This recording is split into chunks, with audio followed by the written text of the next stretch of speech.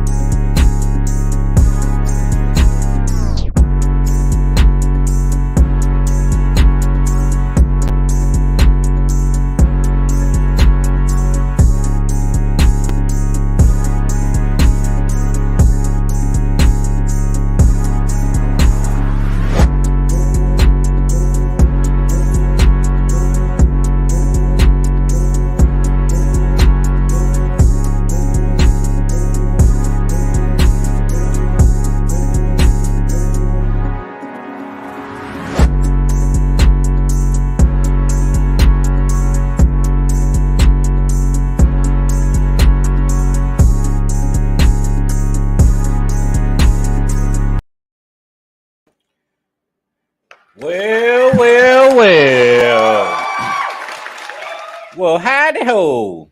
What's going on, people? Welcome back to Well, Atlanta what? Car Did you say Howdy ho. Welcome back to Atlanta Car Cast Season 3, episode number something? 14. 14. 14. Running the numbers up. I go by the name of No, the owner formerly known as Megatron Camaro. And to his upper right is the beautiful, wonderful, lovely, talented Miss TJ. Yo, yo, yo. And on her immediate right, my left, as I'm looking at the screen, is Mr. Skip Trophies and more. And of course, Hulk Smash is probably somewhere beautifying his ugly face. But he'll be here in a second. Oh, there he is. Y'all hear him? Yeah, I'm on here. So I don't know he's what eating. happened. The DoorDash. No. This time it was the camera. My computer just went completely out. Okay. And I'm trying to get my computer went out, but the camera's working. Not working. Okay, cool. The camera ain't coming on at all. But well, anyway, should we get right into it? Should we get right into it? Well, you know what? Since he's under the weather, it looks like it a little bit there. I'm gonna go ahead and start it out the way he would. Miss TJ, how was your weekend? Well, you know, outside of being in a car accident and dealing with Mr.'s car accident, you know, and the debacle that arose that we'll discuss in a bit. The week flew by, you know, to be honest. I can't believe it's Thursday. So, man, what you say? Yeah. It's like the older you get, the faster everything moves. Exactly. Because I feel like it was just Monday yesterday. Right. Right. Hulk Smash. You in the background, man. Talk to us. How was your weekend? Man, my week was. I agree. It went super fast. Look like I might be changing stores and all kind of stuff. So they're gonna be doing a little shake up at Home Depot, and a lot of people ain't gonna like it. Okay. All I can think of is gonna be a little bit more work, but it's gonna be some real big bonuses coming. Well, there it is. Well, that's what's up, man. Well, I guess I'll get to you last there, Mr. Megatron Camaro. I'm gonna tell you a little bit about my weekend. Saturday, or was it Sunday? I think it was Saturday. Yes, we had a grill off between car clubs. A car club called the Roadrunners. That was Sunday. It was Sunday. It was Sunday. Roadrunners Car Club hosted a grill off, or their second annual grill off, at East Lake Park, and off of Memorial Drive in Atlanta, and it was wonderful, man. How it went was each car club came out, they bought their own grills, and they put them in a semicircle. And they bought chicken and ribs and sides and everything, and they had a professional chef to be their judge. And what happened was they were supposed to cook the ribs and the chicken and everything else they were going to cook. And the helper / Sherry from Elite Muscle marked some numbers on the back of the containers, and each chef put their food in the containers, and each cook put their food in the containers with their number, And then Sherry gave the food to the judge one at a time. He judged it accordingly as he was tasting it by the number. And actually, the winner of the cook-off was the Roadrunners. And all the food was free. All the food was free. He had no way of knowing which number it was for my knickknacks coming in and say, "Oh, they cheated." It was weird. I was watching. I was there. It was a beautiful day. There was not one disagreement about nothing the whole entire day. And there was Skip. Can't you verify? It felt like it was just one big club out there, didn't it? It felt like we were out in the park as a family, picnicking, cooking, and laughing and playing. We played spades. There was guys playing talking. We didn't have dominoes, but we might as well have. Guys were sharing. All the food was free. Everybody that cooked everything, it was completely free. It didn't matter who you ate from, where you ate from. You walked up, they gave you a plate, you ate. And we're going to try to do this again on a bigger scale. But anyway, keeping it moving. We left there, going straight to Old National, to the Jeepers. They say call them Jeepers, right? Jeepers, yep. Mm-hmm. They want to be called Jeepers, but they had a gathering. ATL Jeep Life. ATL Jeep Life had a gathering at the Old Mexican, right there off Old National, right past the Waffle House, where the old Kmart used to be, in that big parking lot. And when I say outside of a Jeep dealership, I've never seen that many Jeeps at one time in my life. It was pretty amazing. They came out and they showed up, and again, we didn't have not one incident of people acting the ass, and it was a beautiful thing. People were able to play the music. Nobody stepped on each other's toes. We broadcast live from the show. It was dope as hell. Yes. And as we were all breaking down, we had one or two burnouts, but it was so spread out that it was okay, go, And then we broke down and we got ready to go home, and then I'm gonna let Mr. take over from here. But before, go ahead. Okay, go ahead. I was just going to speak to everybody in the comments. But go ahead. Give a super shout out to the Black Mermaid. I believe she's the founder of ATL Jeep Life. Thank you. It was great. We enjoyed being there. We tremendously support everything that you do. Please make sure you keep us in your loop with what you have going on. It was a great event. It was also really good to see a lot of people that I knew personally. Rock, Jeep owners doing his thing. It was amazing. It makes me think about considering buying a Jeep. I mean, it does. We saw some Jeeps that we saw Jeeps. Blew our mind. That was a Jeep that had a damn tent on the top of it with a canopy out like a damn porch on the fucking Jeep. I mean, I don't know if he hit a switch or twisted it all out, but it was a whole damn tent on the Jeep. And then there was a big ass canopy that went out like 4 feet away from the Jeep that created a porch. That was amazing. And I'm going to say this too. All you guys talking all that shit, I saw some girls out there with some Jeeps that eat y'all cars up. Tear you off. And I ain't talking about they dude did it. That was a girl, her dude was following her, and her Jeep looked better than his. Facts. Yeah. And there were way more women than men, to be honest. Yes, it was way more women than men. So I would like to say to Jeep Life, ATL Jeep Life, y'all keep doing y'all thing. Man, y'all killing it. And we were told we're talking about. It's posted because we broadcast it out there. That's right. Y'all missed it. It's on the page. It's on the channel. Go back and check it out. It is dope. Y'all missed it. When I say y'all missed it, they had a Jeep that was parked on another Jeep's tires. Right. And it was lifted. That was a $100 Jeep, the Rubicons, the one that come for rock crawling. He pulled up on another Jeep's tire, and it was, it was nasty. It was nasty.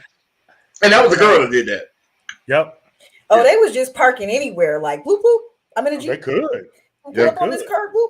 I mean, we were watching them park, and it was like, damn, I would never. And you know what else they did? You know what else they did that I really, really think all car clubs need to take notice of? They had 2 guys, matter of fact, 3 guys, and then 1 girl, I think, flagging. Hey, go this way, go that way, come this way, go on the back road. When you have kind of like what I do at a show, but to the next level. Everybody was on the same page. Wasn't no screaming, wasn't no I want to park over there, no nothing. because they knew we're here to commune, hang out, and have fun. Versus I gotta park my home or I want to park with my club. It's so many of them. They were gonna be by each other anyway, but they showed their ass, man, and I really respect that. I really respect that. Yes. Absolutely. But anyway, the reason I had Mr. go last was because he's gonna piggyback off what I said, and then he has some terrible news that he has to share with us. Because if not, we're gonna share it. Okay, so Mr. How was your weekend?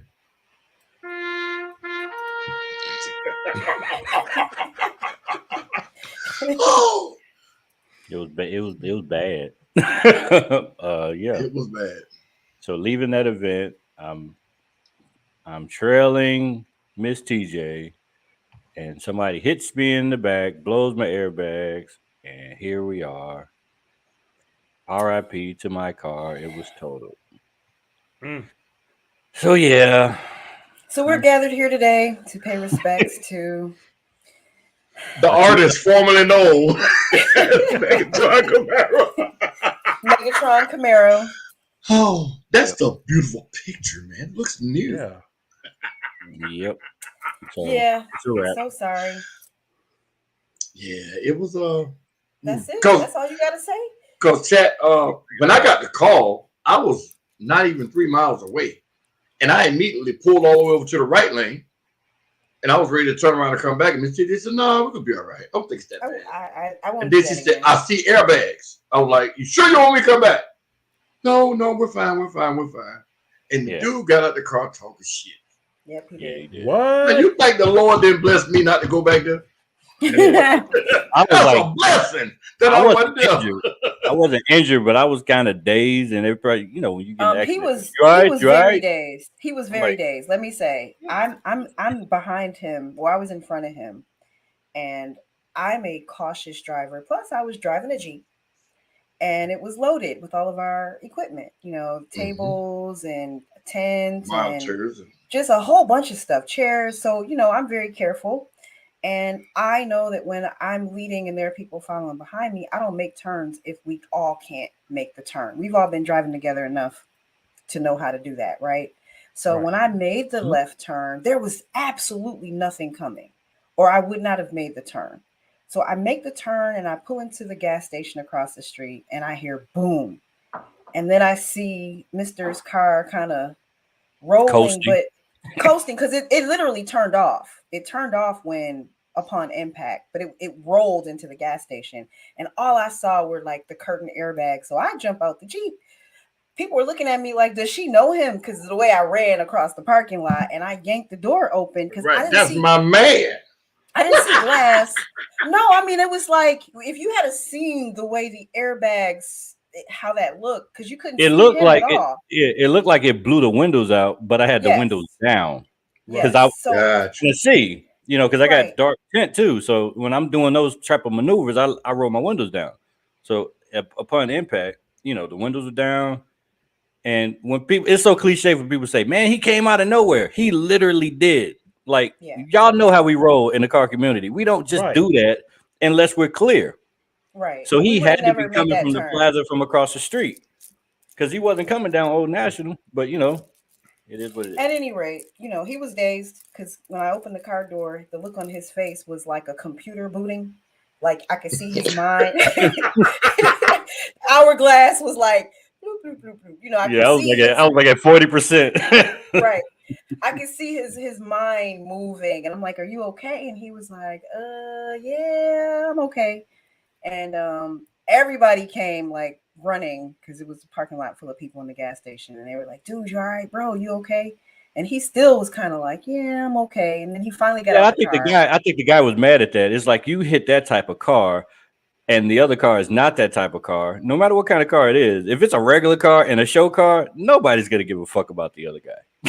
I'm just sorry. That's probably why he was mad. Yeah, he had a real attitude. He had an attitude, and then he was yelling like, "Do you have insurance?" Of course. Do you have insurance? Right. He was just being a jerk completely. So it was best that we wasn't there because it would not be a thing. I think it would have been a problem if it would have been more people. Man. And he'd have got that speech. You better get your ass back in that car when the police get here. Honestly, he looked intoxicated, but I didn't want to press the issue. Shit. Well, Mr. had been drinking. Everybody was drinking at that event. You know what I'm saying? Mm-hmm. So I didn't want to say he looks inebriated, knowing that Mr. had been drinking as well. So I just kind of left that part alone. Well, that was a smart move. Yeah. So but anyway, our Mr. is okay. Yeah, yes. I'm okay. It was one of the worst experiences I've ever had. And I ain't been in a lot of accidents, but I mean, to sit there for 6.5, 7 hours and get home. The accident happened at like 8:30 or 9 o'clock. We didn't get home till like 4 or 5 o'clock in the morning because we just sat there. So the insurance company. Yep, insurance company jacked them off. Couldn't find anybody to help us. It ended up being, well, just call the police back. There's nothing we can do. We can't get anybody to tow you. You're on your own. It was old Nelson after 12 o'clock. Yes. I mean, literally, they said we can't get anybody to come that far at this time. And we were like, come that far? What if, we were traveling. This is what you have insurance for. What do you mean? And I literally went in on the agent. I said, look, I don't want to sit here watching drug transactions and prostitution because literally we're in this parking lot and we're watching. It was some hoes in the house. We were watching people pull up, men and women. Women.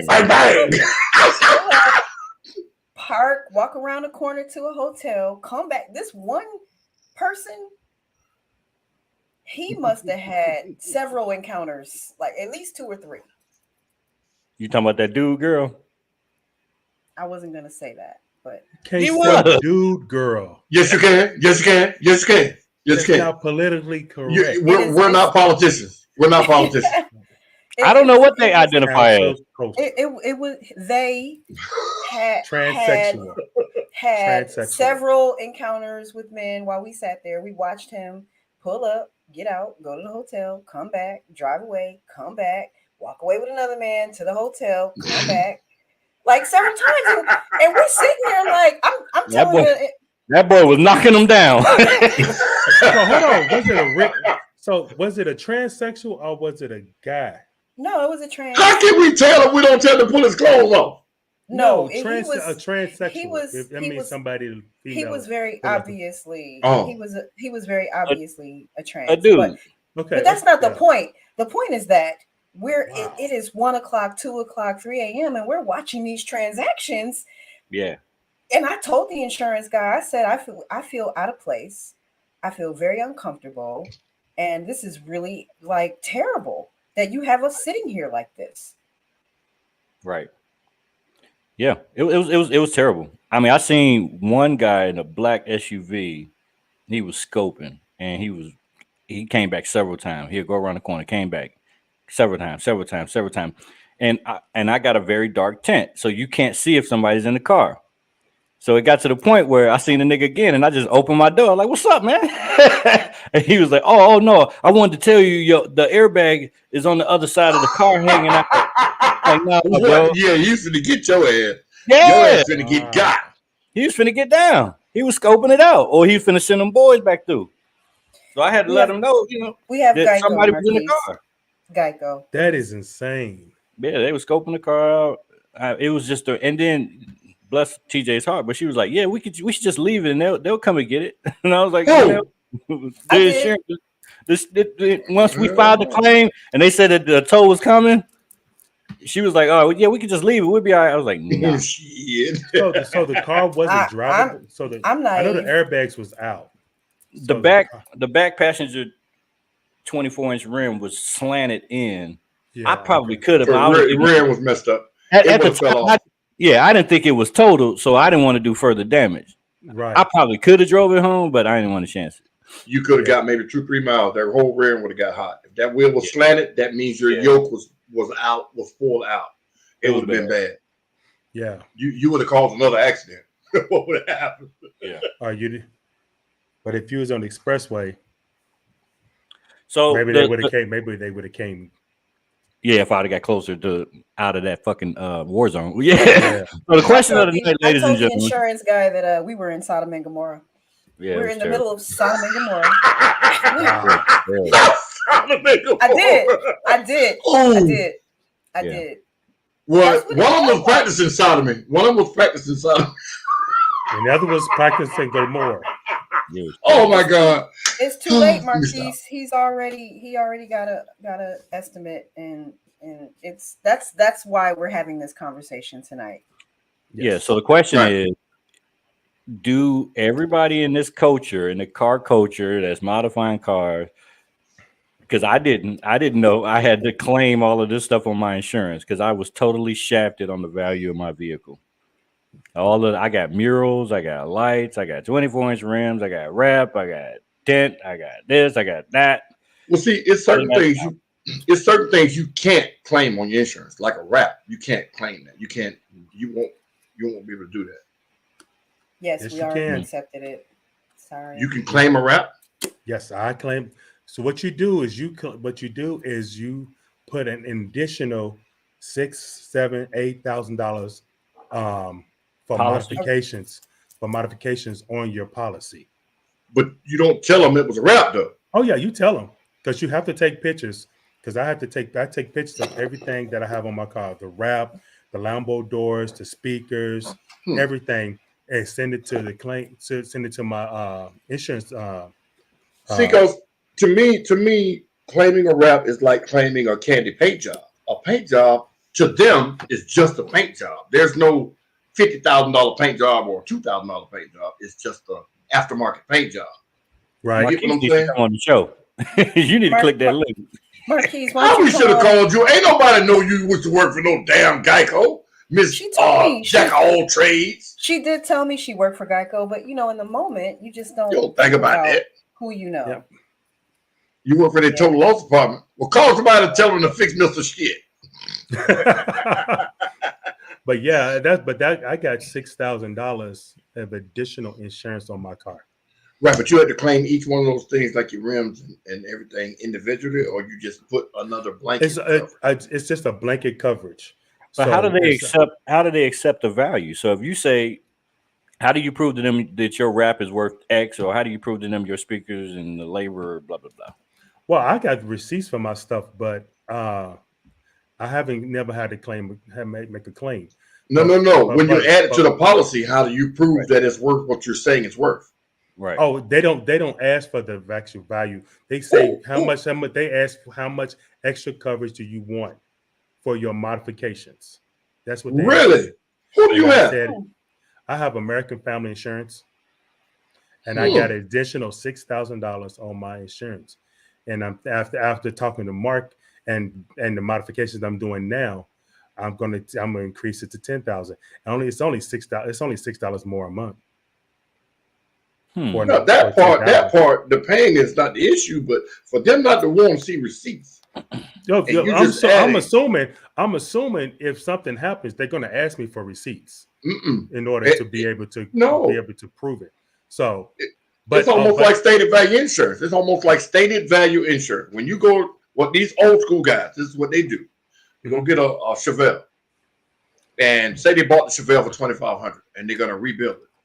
They keep all these receipts, and then when they go to the insurance company and say, "Hey, I paid $2,500 for this Chevelle. I want to insure it for $25,000. Here's what it is. This is what I paid in it. This is what it's now worth to me." And then they set your premium accordingly. But I didn't know you. Yeah, mine's is not like that. Where I go in and say, it's worth this much to me. I'm just paying for the additional, because anything, like if I have an accident and I don't have those extra coverage, all that stuff that I had done to that car, they're going to put it back to factory. Mm-hmm. No, that's not true. Yeah. If they got to fix it. If they got to fix it, they're going to take it back to factory. No. Not the paint. If they got to fix, say they got to fix the panel, they're not going to paint it back. They're going to fix the panel. And they will. You see what I'm saying? Yeah. If you ain't got the paint insured, bullshit. They're going to put it back to factory color. I'm trying to tell y'all. They covered the last accident, which wasn't as severe, and they had to fix it obviously they had to remove the wrap from that portion of the vehicle, and they paid to rewrap my car. Really? Yeah. Yes. I believe that. Y'all got But good insurance. they cut the check separately for that because Yes, the person that fixed the vehicle obviously didn't know how to wrap cars. That's true. So they cut a separate check to cover that. That's why they totaled my car out. They didn't want to pay for the upgrades. They didn't want to pay to rewrap it. They didn't want to pay for any rims. They didn't want to pay for none of that. It would have been more than what it was worth. And they told him that, they don't cover any wheels bigger than a size 20. Yes. So, which, we didn't know. So these are all things that are, no lights, no music, no radio, no tent, no. Who's your insurance with? Geico. Everything that we do to our cars is not covered. No, hell no, it's not covered. Not until you declare it. But the catch is, if by me having an actual insurance person, the person that I sit and talk to for my policy, I think I wouldn't have got that information either. Because once he seen my car, he was like, I'm curious in your situation. I'm curious in your situation. Is it different if your car is totaled versus if they have to fix it? So is your insurance that you added on there covering to fix it? To repair. But will it also kick in if you totaled out? That was my dilemma. Yeah, if it totals out, if it totals out, I'm gonna get the whole $6,000. You better find the show. But I'm kind of thinking, Hawk, that you're underselling yourself or you're short selling yourself because that's hypothetically speaking, you paid $6,000 for that wrap 2 years ago. It ain't gonna cost you $6,000 now. Mm-hmm. You see what I'm saying? So all you're pretty much doing is getting the value that you paid then, especially if you just told them, I want to add $6,000 to the policy when you could have added $12,000 to the policy. Right. Yeah. That's the reason why I said I'm going to up my policy to $10,000. Yeah, and it's only an additional $6 to add to be able to get 10,000 versus 6,000. But you know what? Mark posed the question. Hey, chat. How many of y'all with fixed up cars, with modifications, high dollar modifications, have actually declared that on your insurance? And either call in or comment, man, what y'all did or how much y'all paid, how much hassle you had to go through to get it done or stuff like that. Anybody in the chat? Nighthawk, I know you got a lot of upgrades. Miss Shalandra. Let me see who else is here. It's kind of like gap insurance. Like you get gap, but you don't really think about the possibility of you gapping out. You understand what I'm saying? Yeah. Right. So you don't think about totaling out your vehicle and having your modifications and your upgrades covered. Specifically, if you've been modifying the car as long as I have been. Like that's a 2014. I've been modifying it from day one. Like literally off the showroom lot going to do something to it. So it's interesting.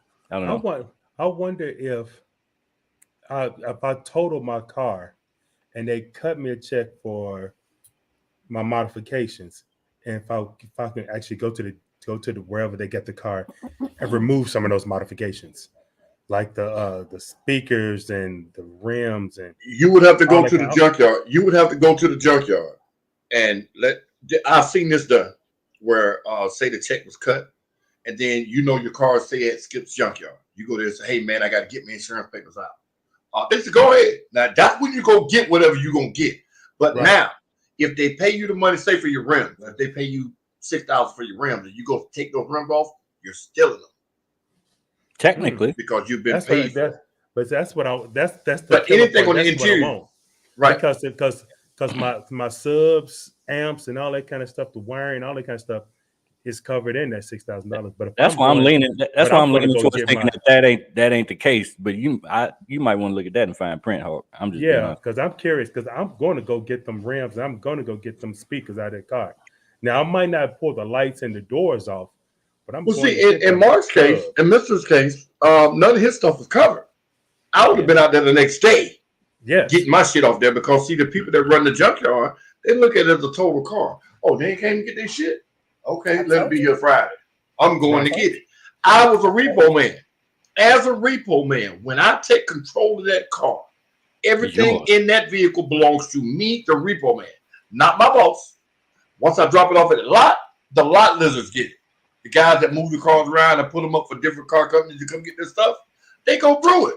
So if I want to go through it first and say I see a necklace, oh shit, that's mine.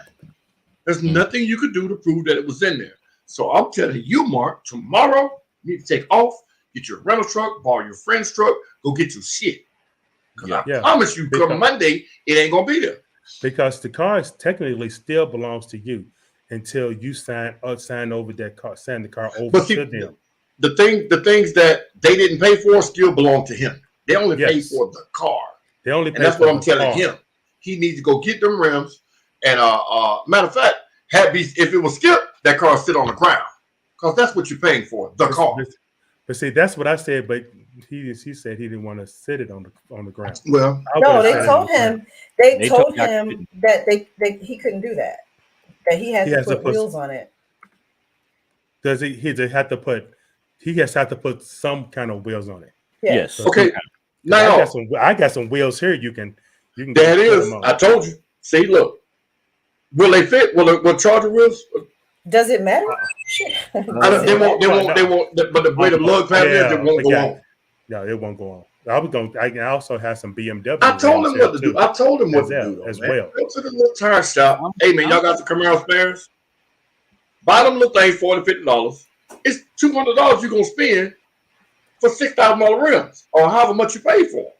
Right. I got that's a good swap in my opinion. Oh yeah, I agree.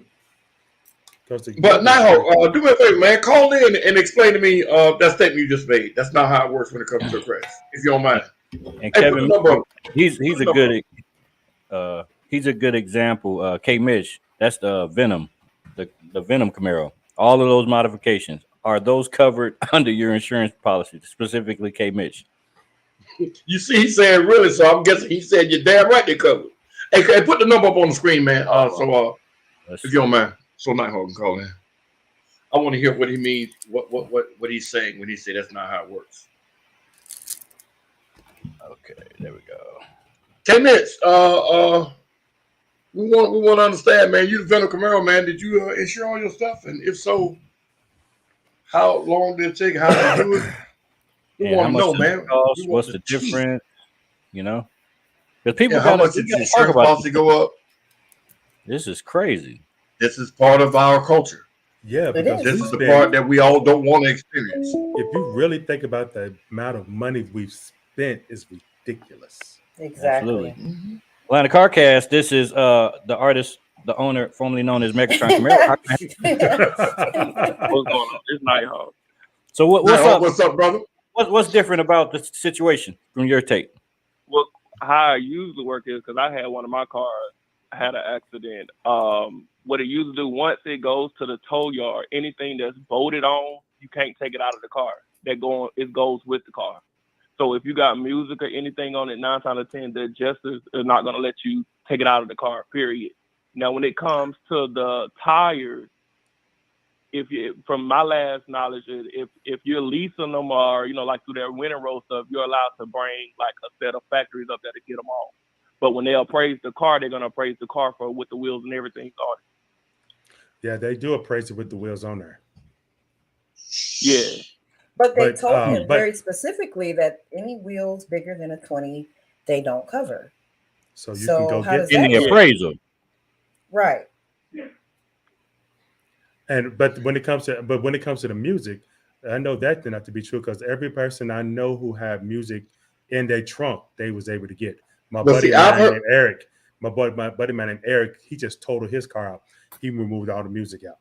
But I've heard that same statement what Nighthawk just made. Anything that's bolted to the car, if they're assholes, you can't take that. It's bolted to the car. I've heard that too. Exactly. But again, I wouldn't go out there with an adjuster. You have a license that shows that car belongs to you. Belongs to you. They're gonna let you go to that car. You just can't take the car out.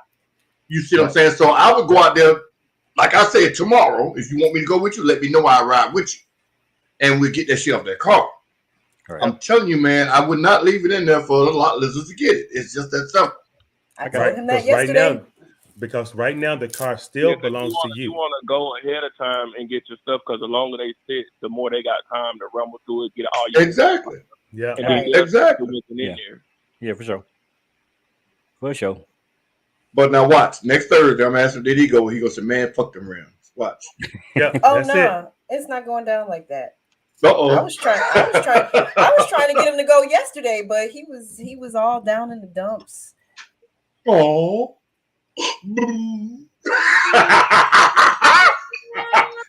Thank you, Nighthawk. What? Anything else to add to this fucked up situation? Couldn't learn how to drive. So Nighthawk, as far as you know. Oh damn! I just ended. But you know. I'm sorry, Tia. Go ahead. Is there a rider or something that you add? What is this called specifically that you add to your insurance? You know, in a home policy, you add a rider for your artwork, your jewelry, things like that. In this sense, what is it that you add? What's the real term? That's what we need to know.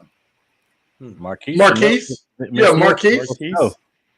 She said missing options. So is that what we, going forward, you state when you obtain the insurance?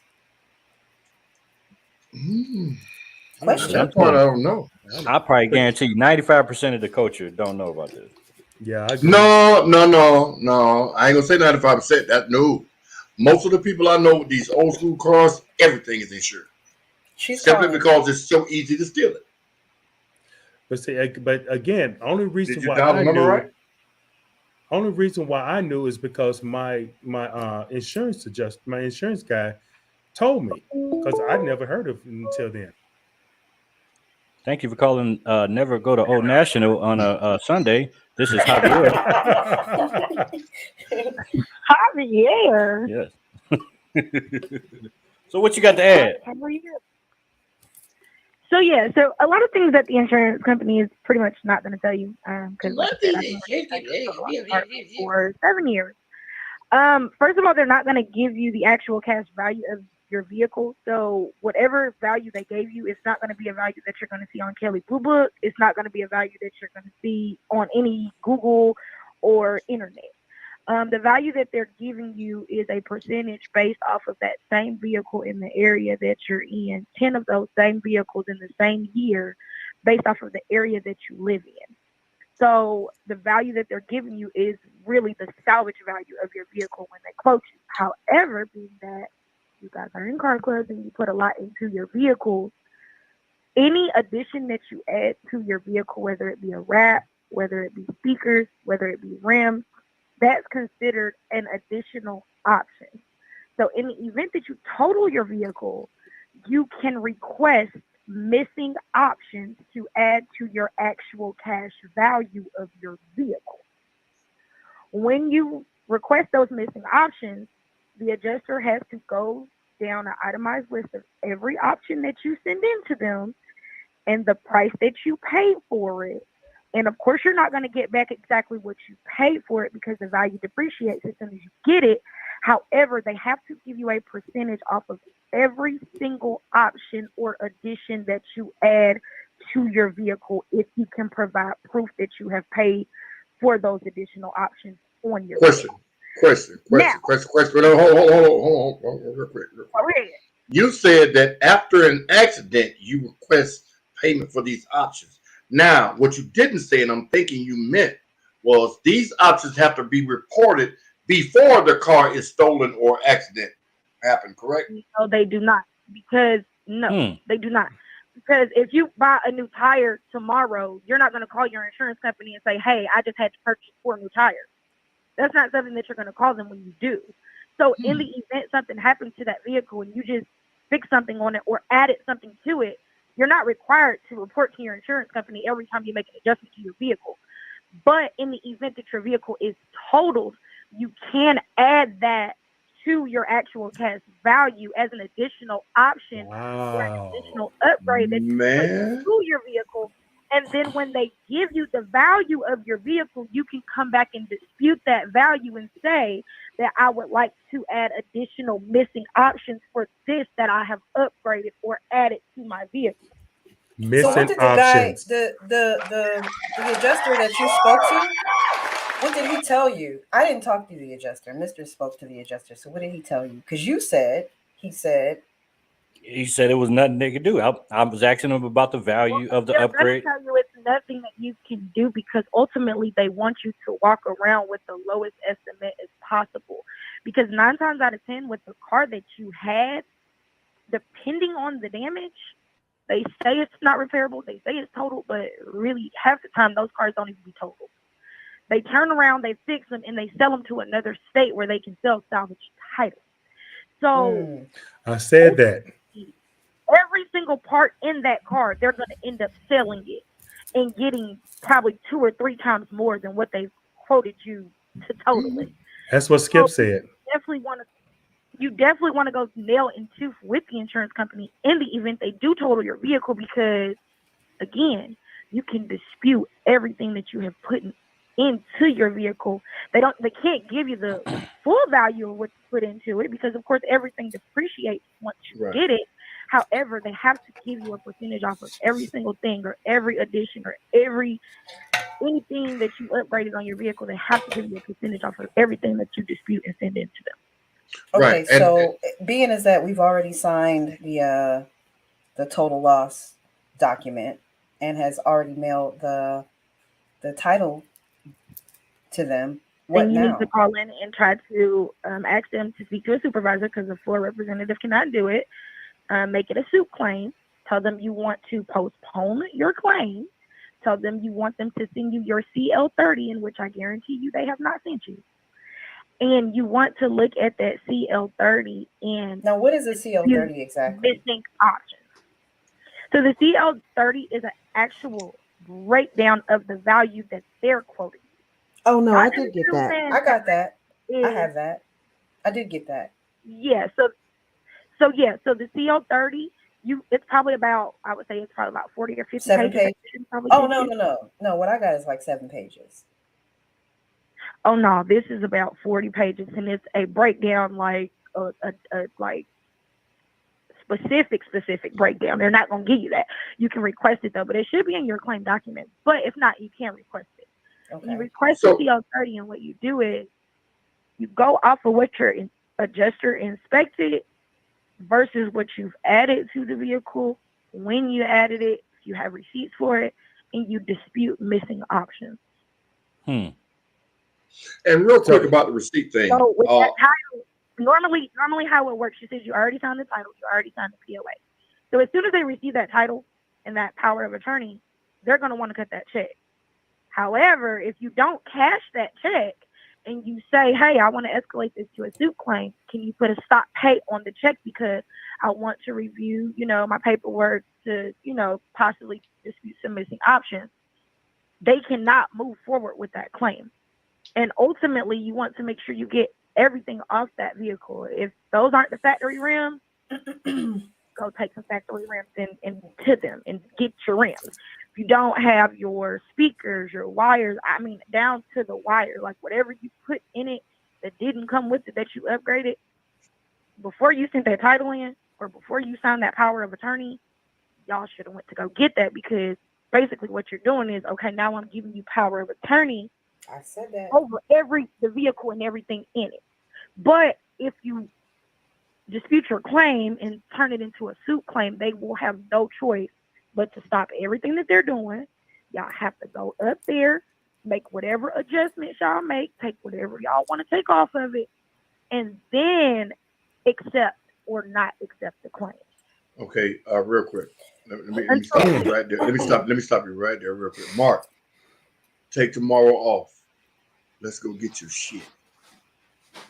The reason I'm saying it like that is y'all have already started this process that she's talking about.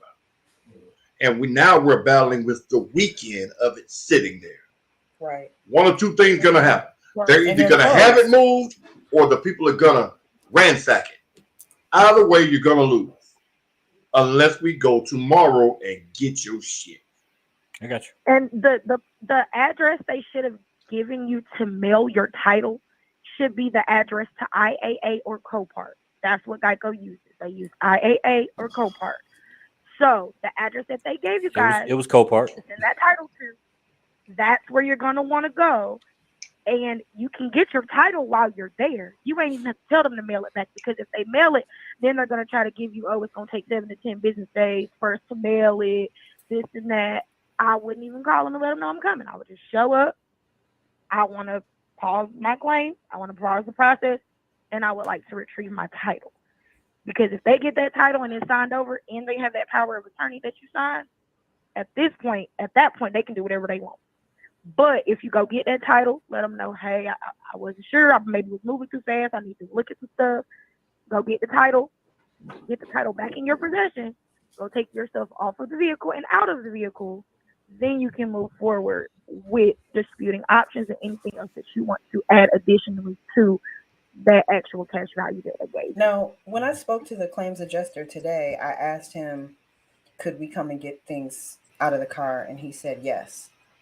The title and the POA was mailed overnight on yesterday.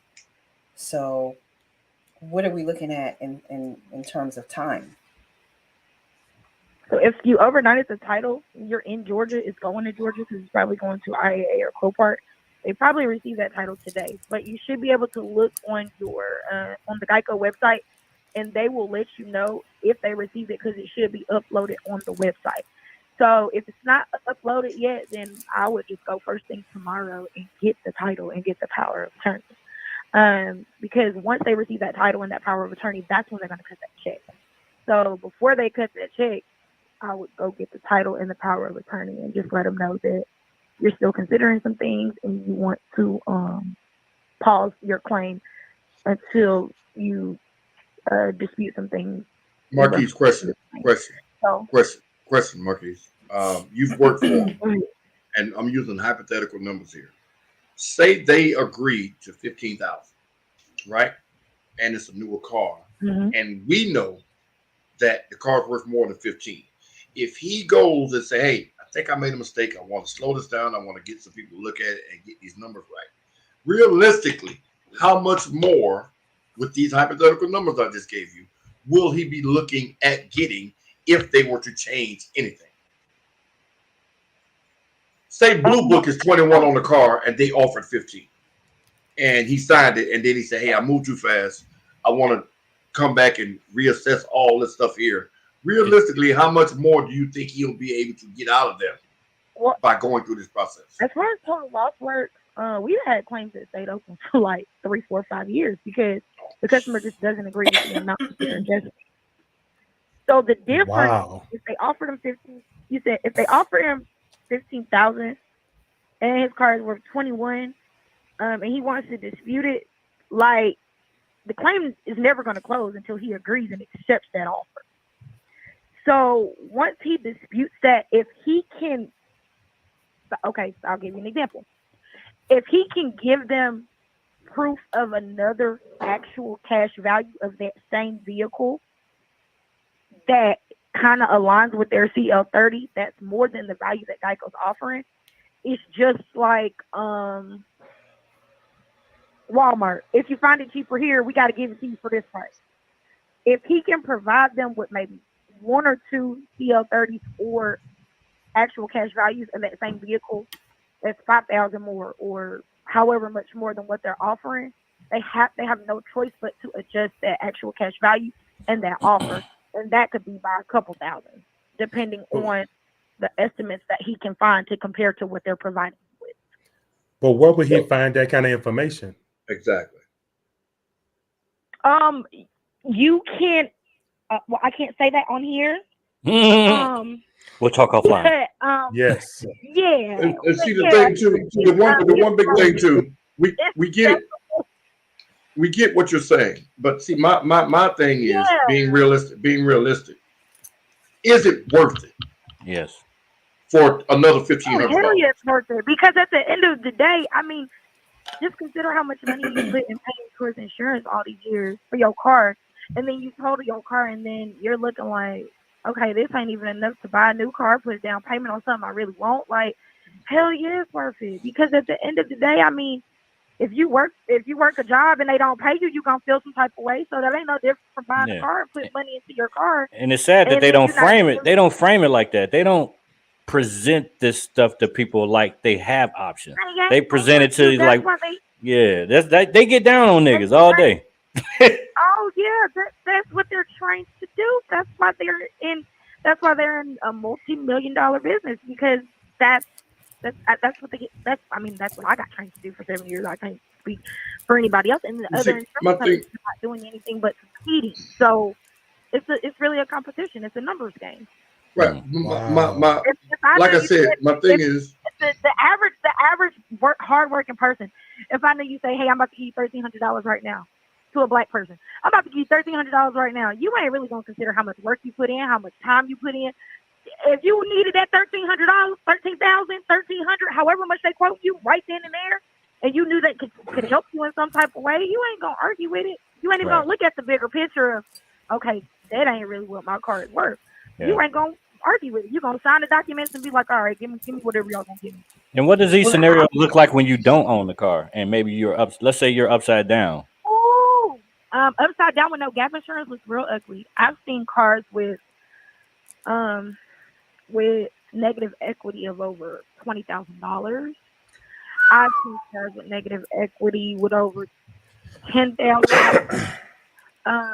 A lot of people don't know about gap insurance, and that's something they don't teach you, and they're not going to tell you. But if you are financing, it's very important for any loan that you pay that additional. It may be $3 more on your car. Yeah, it's not a lot. You want to make sure you pay that additional coverage for gap insurance, because in the event that you do total the vehicle, the insurance company is not going to want to give you what it's worth anyway. And whatever you owe to the financial company after interest is being added for however many years that loan is, unless you pay the difference of that, that's going to go on your credit. And then when you go get another vehicle, it's going to be hard. Now, for some people, they go get another vehicle within 30 days, so it doesn't show up on their credit. Before they try to finance another car. Right. And you are upside down in that loan, and you have not paid that financial company off, it's going to go on your credit. There's no ifs, ands, or buts about it. And a lot of people don't know that. But because they go get something in 30 days, because they have 30 days to report it, doesn't show when you go to a week later and get something new.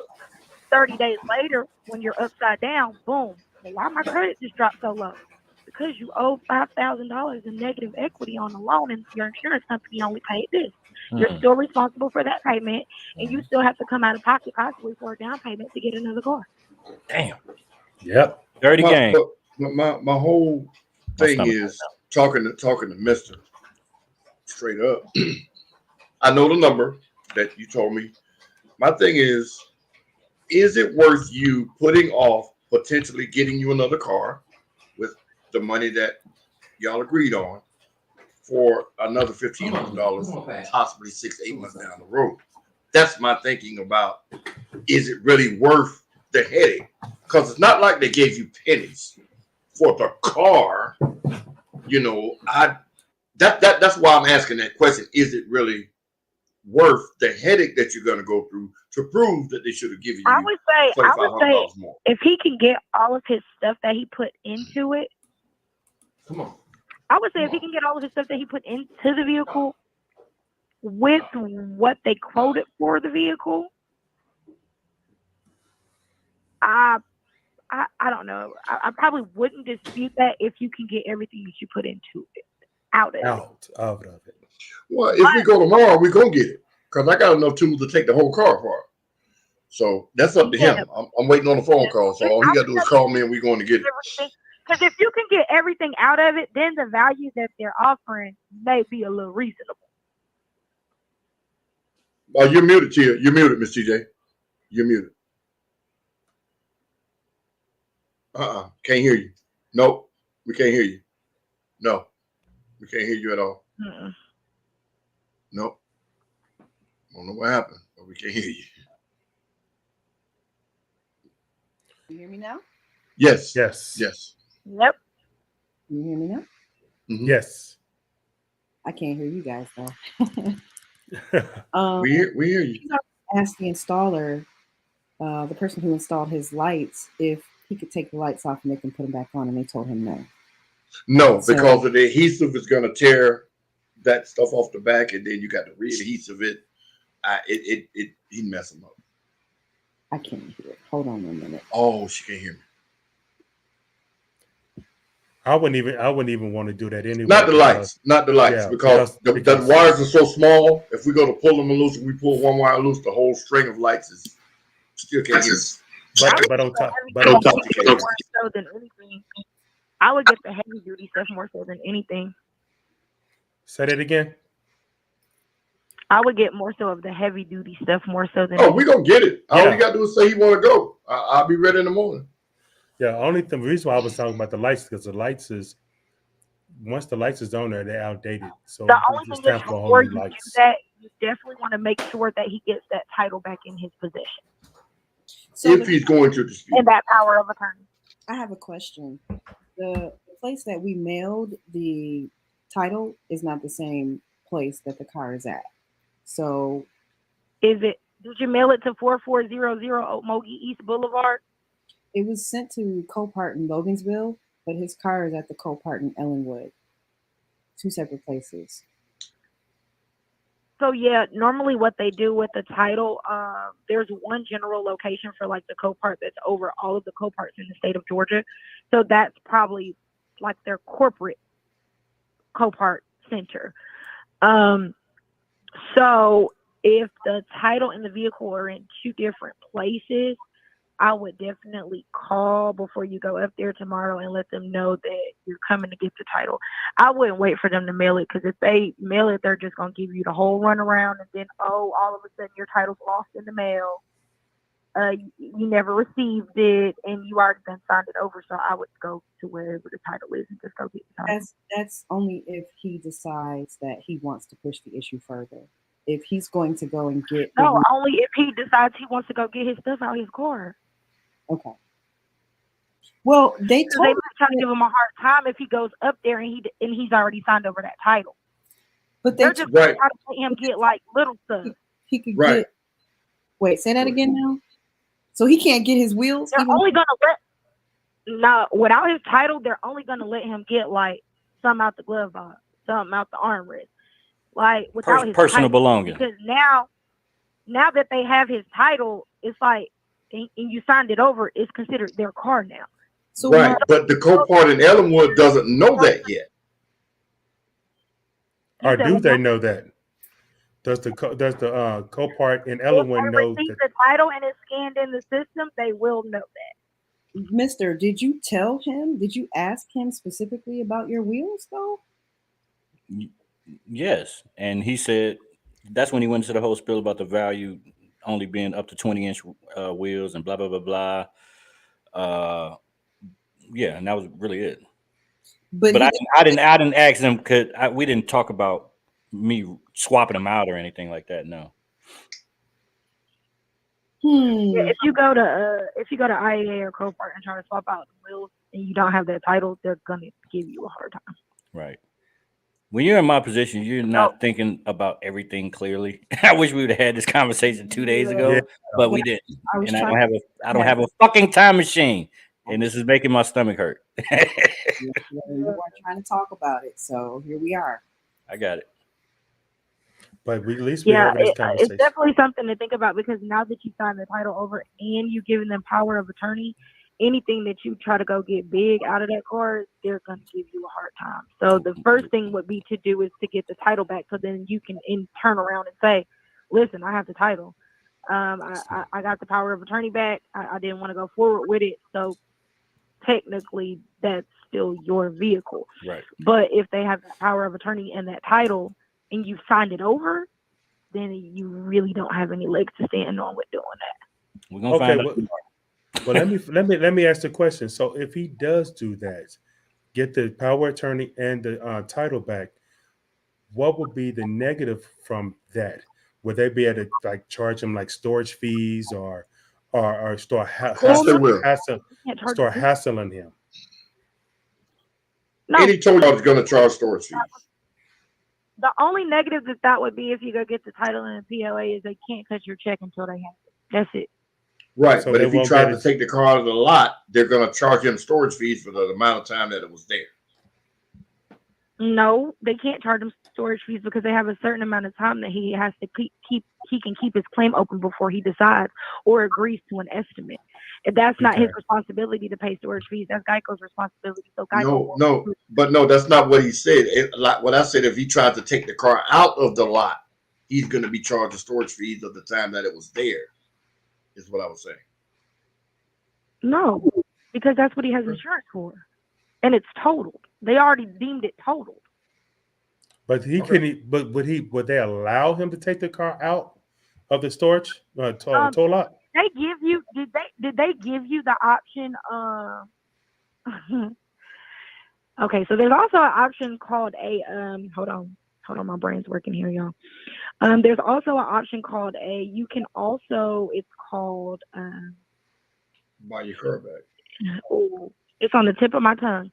It's where you buy your car back from them.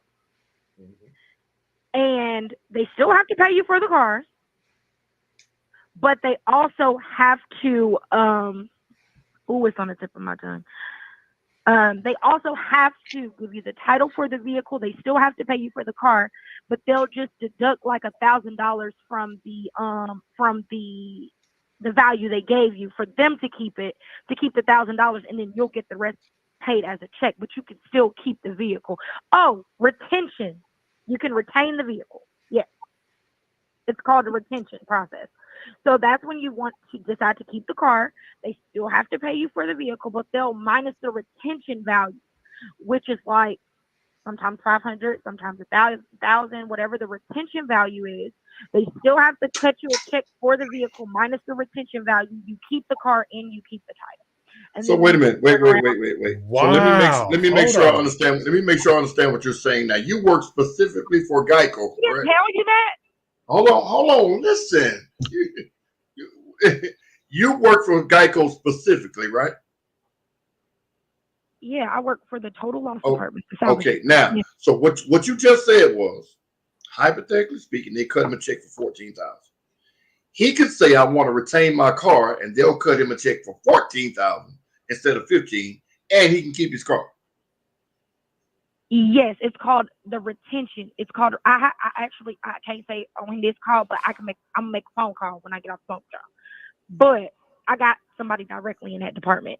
But it's called the retention process, and it's where you retain your vehicle.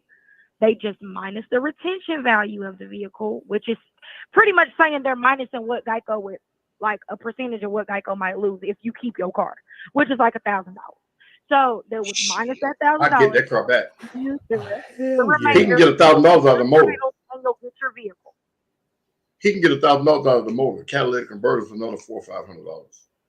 No, wow, I didn't know that either. I get that car back. I get that whole car back. They have a whole retention team in that department. They don't tell a lot of people because they don't like a lot of people to do that. But it's called the retention process, and what it is pretty much the customer saying, "I want to retain my vehicle because I really don't agree with your amount, or I plan on doing this with it, or I plan on doing that with it." They'll minus the retention value of the vehicle, which is normally about $1,000 from normally claims that I've worked. About $1,000, maybe sometimes a little more, depending on what kind of car you need. They'll minus the retention value. They'll cut you a check for the value after minus retention. You can retain the vehicle. You can keep the title. You can repair the vehicle, and you can get a salvage title because ultimately that's what they're going to do anyway. Wow, and I just asked you about that, Skip. That salvage that's title crazy. Again, it came back but up. That's crazy. That has to have changed. It's called and I can possibly make a phone call. Hold on, let me make a phone call because I'm gonna call you. Let me see. If that's the case, I'm gonna make a phone you need call. to pay them $1,000 to get that car back. I got a direct person to call in that department. So yeah, help us. We appreciate you. And oh my God. Yeah. Thank you for calling in and sharing like $1 million worth of game. And that's why I asked her, did she work directly with them? Because working directly with them, she knows firsthand knowledge. This is her department. If you call your adjuster, tell him you want to just like put your claim on hold maybe for a couple of days, and ask him for the retention value of your car. What's the retention value? What will be deducted from your settlement amount if you retain your vehicle? He'll have to work those numbers up. He'll have to send you a new CL30. He'll have to send you a CL30, a retention estimate minus the retention, and then you can agree or not agree to take that value, take your car, and take your title. Got it. Wow. Because I know for a fact that if it's $1,000 or less, Mark, I can show you how to get at least $2,000-3,000 out of that car, minus your rims. Yeah, it's about $1,000 or less. Sometimes it's a little bit more, depending on the state and the retention value. Because pretty much what it is just a subtraction with Geico saying, okay, those proceeds are not going to go to Geico. So we're going to minus something because we're not going to make proceeds off of this total. So they're just going to minus pretty much a couple of proceeds that they probably would have made or make. And then you get the remaining balance of the vehicle, the title, and the vehicle. You can get both of the catalytic converters will bring you close to $500. And then your claim will go to a whole other team. It's called the retention team. Got it. Yeah. The motor, the transmission. Yeah. He can definitely get a service title. You can junk it. Once you junk it, after you take the catalytic converters off, everything off that you need, or you can sell to somebody else, you can junk the car for another $600 to $800. Well, that's what they're going to do with it anyway. No, but I'm saying he can. I would pay $1,000 for it myself. But this is the thing. Y'all got to think about it this way. If the insurance company is giving you a settlement amount to pay you something for your car, right? Mm-hmm. They got to make money too. So they're not giving you a settlement amount and not making money off of what they're giving you, or not making back completely what they're offering you. That's how it works. So if they're giving you a estimate on a cash value of your car, they're going to make over what they're estimating you, because that's how they make a profit. They wouldn't if they didn't. Wow. So if you were to retain your vehicle, yeah, it'll probably be minus like $1,000 something. That's why the night of the accident, when they knew, the moment they found out the airbags blown, they was like, "Oh shit, we got to take it here now." They already knew. They wasn't even gonna send it to the auto body shop and prepare to actually fix it. As soon as your airbags deploy, they know. Considered a total loss. Yep. So yeah, what you're saying is now making a lot more sense, and it's all coming like together. So your next question needs to be calling them, because the adjuster, of course, gets off at 5. Nobody really works, and the salvage department closes at 9. So your next thing would be to call your adjuster and tell him that you're considering the retention option of the vehicle, and you want an estimate on how much it would be if you were to retain your car. Right. He's gonna have to work up a whole nother estimate for you. It's not gonna be much less than what they're already offering you, and you can keep your car, the title, and also they still have to pay you out just minus that value. So let me ask you a question then. So what if his claim adjuster sits there and tries to wiggle or try to talk him out of it? Now we know the truth. So he can't do that. Out of it, because this is what we were trained to say when people said they wanted to retain their vehicle. This is what they trained us. He's gonna definitely try to talk you out of it. You're gonna be like, well, there's no need to retain your vehicle because you know this is a line. I'm just gonna give you the line. You can buy a new motor today and put it in your vehicle, and we're already telling you the car's total. So if you buy a motor today and the motor goes out tomorrow, because we are already telling you your vehicle's total, there's not a guarantee that we can give you anything for it if you decide to retain it and keep it yourself. It's not a guarantee. Right. That's what they're going to tell you. Bullshit. However, what's the difference of you giving me this amount and turning around and doing the same thing opposed to me doing it? Right. Exactly. And retaining the vehicle. Yes, you want to ask him your retention options. He cannot not give you the retention estimate. He has to send it over. And the claim cannot move forward without him giving you a retention estimate. So he can take as long as he wants to. Geico will be responsible for that storage and those storage fees, but he has to give you a retention estimate if that's what you're requesting. And you do not have to agree until he gives you that. Yes. Wow. And then once you do that, if you decide to go that route, they have to pay for your title, and they have to reapply for your salvage title, and they have to do the legwork and send you your salvage title. And here's the other kicker. When when you're out of a vehicle and life is still moving, you got to go to work, you got to deal with the kids, you got to do this, you got to do that. They use the rental car as pawns in the whole scheme. They like, all right, nigga, now we totaled it out, so you got to take the rental back on Friday. So now you're thinking like, but if you do this process, now it lights the rental back up, and it gives you more time.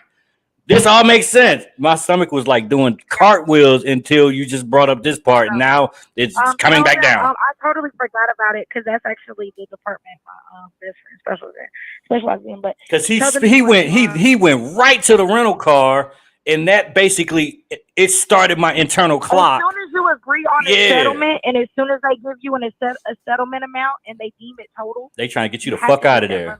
Yeah. Yes. So even if you think that you're paying insurance every month, you say, "Oh, I got rental coverage. That's 30 days."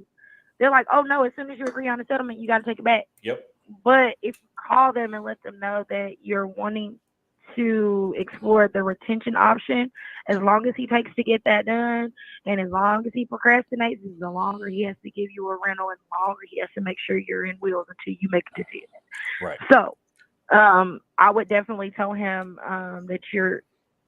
When you don't have to tell your adjuster, because what's going to happen is 9 times out of 10 when you call, you're never going to be able to reach the adjuster ever at this point. So, right when the representative answers the phone, tell them you want them to put a note in your file that customer is considering retention. As soon as you say you're considering it, they're going to move that file over to the retention team until they give you an estimate minus the retention value, and you make a decision. They got to do it. So even if you can't speak to the adjuster, because they're going to be like, "Oh, we have to talk to your adjuster." Da, da, da. Okay, your adjuster's not available. All right, put a note in my file that I'm considering the retention option. As soon as the adjuster gets that email in the system, if that's what you're considering, they'll call you right back. I promise. Wow. All right. Well, Ms. Marquez, you've given us a wealth of knowledge, and Ms. TJ does have your information, so she can reach out to you and talk to you directly and get all of the ins and outs of what she needs to do. Thank you for coming on. Thank you. Giving us this information. We really appreciate it. You've opened my eyes, and I'm quite sure a lot of the chat's eyes to things that we did not know. One last thing. Patricia Craig asked a question. So with an approved shop, you can obtain a salvage title once it has been inspected. Is that correct? If you're going through your insurance company, you shouldn't have to obtain a salvage title. Your insurance company should automatically provide you the salvage title if you're retaining a vehicle. There you go. So you can answer that question. Wow. All right. They have to, within you settling, they have to measure your salvage title within 5 to 7 business days. And they pay for it. Doesn't come out of your pocket. They have to send you a salvage title. All right. Okay. Well, thank you. We'll talk to you in the morning. See you later. Wow. Wealth of information. Yeah, we know how to answer some questions, because those questions led into more questions about more. Yeah, because but the key thing is he just found out a whole bunch of things that we had no idea he had options for. He had mega options. What? Didn't even realize it. But I'm going to say, good. And the crazy part is they don't tell you have options. Of course not. They don't tell you how to get more money. That's the horrible part about it. They don't even tell you have options. Insurances don't insure cars to make payouts. They insure cars to get your money. Yep.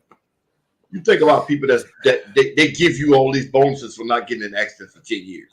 10 years at $100 a month. That's $1,200 a year. That's $12,000. If it's that much. I don't know how much you pay a month, but you get what I'm saying? So if you go 5-10 years without an accident plan, they love you. Oh, we'll give you $200 for a good driver. Yep. We'll put a notation on your policy. Mr. You so sad you can't even come back on camera? Nope. That's terrible. Wow. But chat again, man. We had a ex-Geico representative that told us some stuff that we normally wouldn't have known. Again, if you guys have fixed up cars, added on expensive parts, tell us your process of how you added it with your insurance company and how much Yeah, it changed. I still haven't seen anybody say that. Right. That's why I asked the question again, because I know for a fact I'm looking at two people's names that I know have put aftermarket upgrades on their cars, and maybe they didn't insure them, Mark. I don't think so. And you just don't think, like she said, when you go get tires, you don't think, oh man, I gotta call my insurance company. I gotta put this on there. We be doing shit like sometimes on a monthly basis. Yeah. So I mean, they gonna take somebody like Ghost with all of that stuff, all those pistons, rebuilt forged pistons, and all of these things. You think he putting all that shit on his insurance? But that's stuff that's designed to fail. Probably. Like brakes. Brakes are designed to fail. Brakes are designed to fail. Pistons are designed to fail. Because if not, no motors would ever go out if they weren't designed to fail. So I don't think you can insure interior parts of a motor. Yeah, powder coating rims, and I mean all the stuff we do, putting wheel well lights and all kind of little stuff. Like I got a LED plate that's not cheap, and I can salvage it. I don't know if I could be able to use it again because 9 times out of 10, I'm not going to be able to reclaim that same plate number. But all of the other ring lights and the underglow and the grill lights and the hood lights and the trunk lights and the interior lights and the roof lights, that stuff is done. I think you talking about that license plate. I think so, Mark. Yeah. I think it's registered to you still, because if you change cars, you can change that plate over. You just got to go through the DMV. So. No, I don't think so. I don't think so. I don't think they allow you to do that anymore. I asked that on my last car, and they told me that I could not transfer the old number. Yes. Really? They had to give her a new plate. Oh, you didn't have a personalized plate? I thought you had a personalized plate. No, it's not a personalized plate. I just customized the LED portion. Yeah, it wasn't. Oh, that's right. Well, before I had personalized plate, my license plate went from 4 different cars. Went from Pontiac. Was this in 1990? How long ago was it? How long ago was it? It was 2000. Oh, yeah, I've done that, but I ain't never been in a situation where the car was totaled. They do not let you transfer tags any longer. They don't. Right. Okay. So no more, because I thought they used to. Right. Not anymore. Not anymore. Okay. I asked specifically, and they said no. Diva B said I did, but was the car totaled that you transferred the plate from? And how long ago was it? And how long ago was it? She has vanity plates. Right. Yeah. Vanity plates are different because it's still you. That's different. I had. Do you have a writer on your Lambo doors, Diva B? Sorry about that, y'all. I know it's a lot of people in and out, but anybody that's in the chat, this is the $1 million question. Are you insuring your upgrades? Hulk says he is. Yes. Anybody else? I don't think you have enough though, Hulk. I think you need to. I agree. My insurance guy said the same thing, and I agree with you. And I think I'm gonna give him a call. I would do tomorrow. That. I would do that immediately, man. Yeah, I'm gonna shoot him a text because I'm I got his personal number and I always hit him up, when I got something going on. Even when I was talking about getting the BMW, I instantly hit him up saying, "Hey, this is the VIN number. How much is going to be extra? I want full coverage, and I want to be able to get BMW parts for it. I don't want aftermarket parts. Personalized plates, you cannot transfer them." Okay. Right. Wow. And and that's the same thing. And also, when you get your insurance policy, you got to check and make sure you're able to get original parts if you have an accident, because if not, they give you aftermarket parts versus the original parts from like Dodge OEM parts. Right. Yeah. It has to be your policy. I didn't know that until he told me that too. Well, they're going to try to fix it the cheapest way possible. Oh, absolutely. Hell yeah. So I get that part. Wow. Again, man, we've learned a lot about having accidents and even theft. I mean, I'm quite sure theft is looked at the same way. Mm-hmm. So, guys, girls, we have to. Yeah, that's a big one. Think about our upgrades and the amount of money spent. Even the insurance company you're using too, because I've heard stories of some insurance companies just telling you they're not going to insure, and that to me is a stop sign. Like, oh, you won't? Okay, well tomorrow I'll have Geico or whoever. So ask those questions, man. Of your insurance company, because you are the boss. Okay, so Think the girl about it. says You're paying them. all mods are insured. She calls and adds coverage for big ticket items. I just want to know how those conversations go. Are you doing this on an app or what? No, you just call. I mean, again, it's just like a home insurance. So if you have artwork, like I said, if you have sculptures, if you have jewelry, then you add a rider onto your home insurance to cover those items, because if someone were to break in, or if someone were to, if you have a fire, if you don't have those things very specifically listed, they're just going to lump that in to the value of the home without giving you any credit for all the other items that you may have, so I'm just aware of that, Call the because service department to add. Okay. yeah, I hope y'all listening, man. This has been very informative, to say the least. Jesus Christ.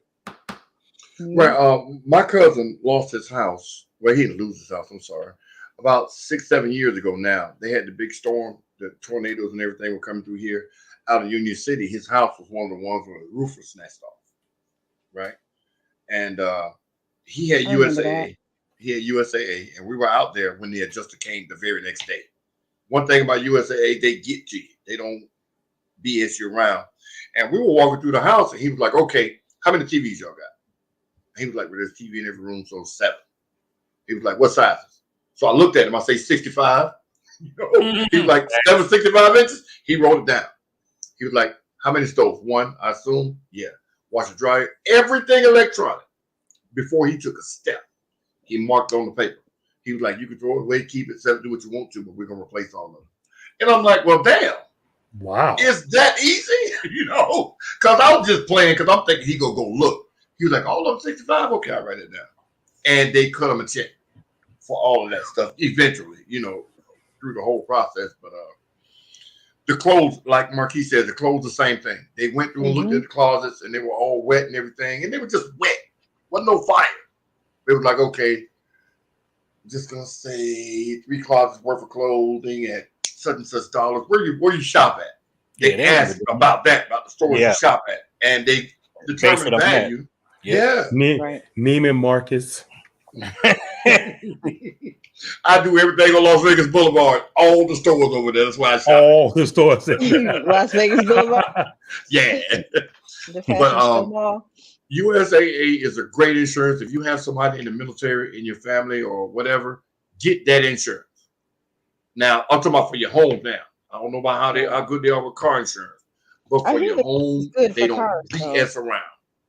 Yeah, I heard Tony's ex-military. That's not a bad idea.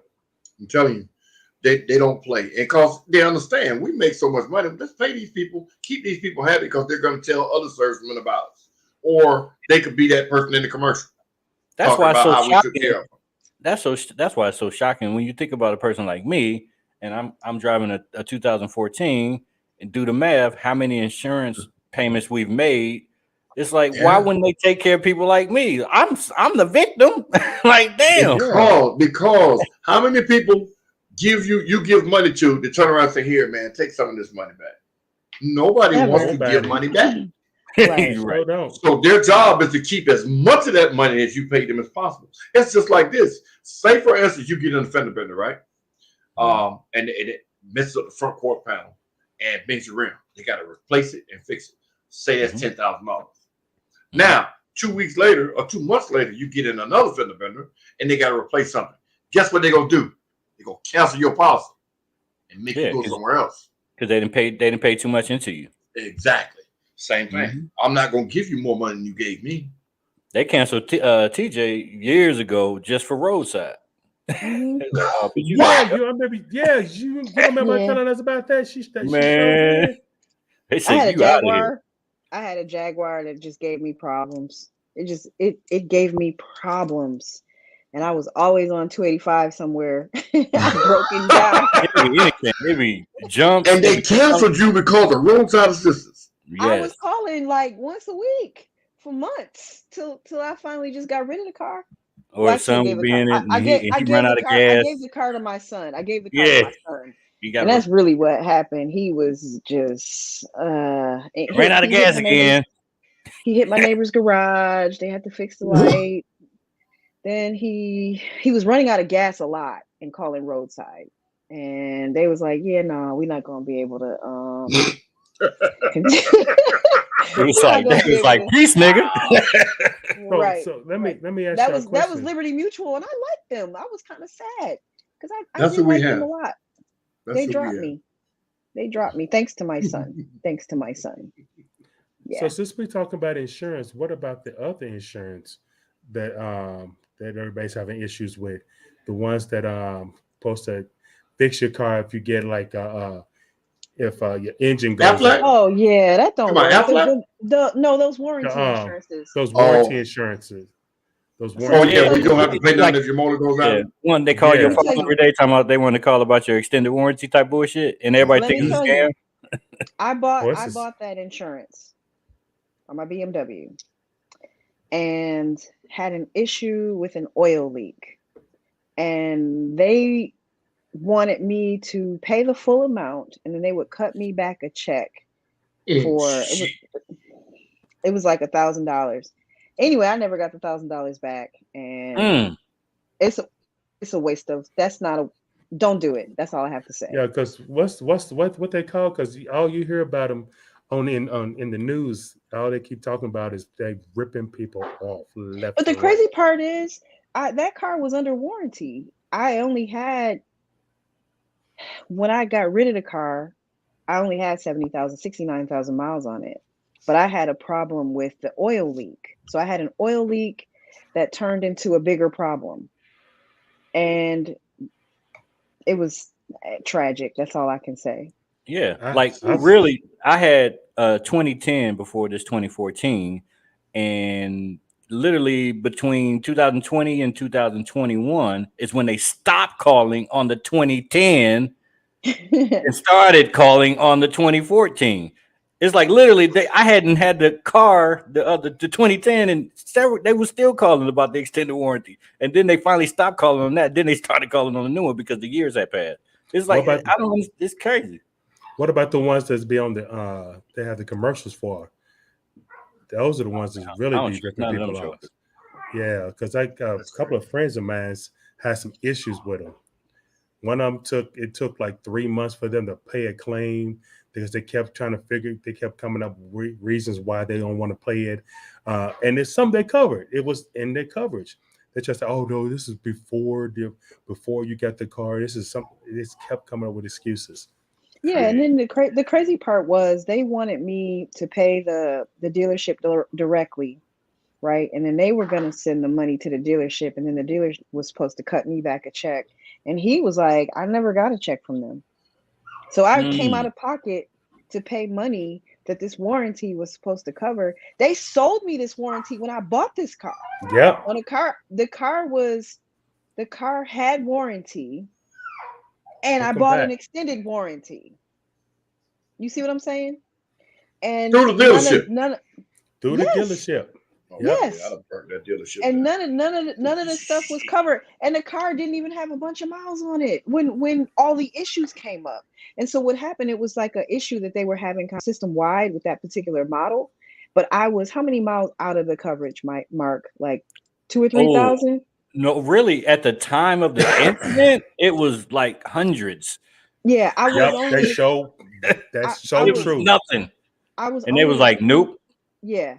So then somebody filed a class action suit, but by then I had already gotten rid of the car and didn't have any of the receipts because it was something that had happened to a whole bunch of people with that particular make and model.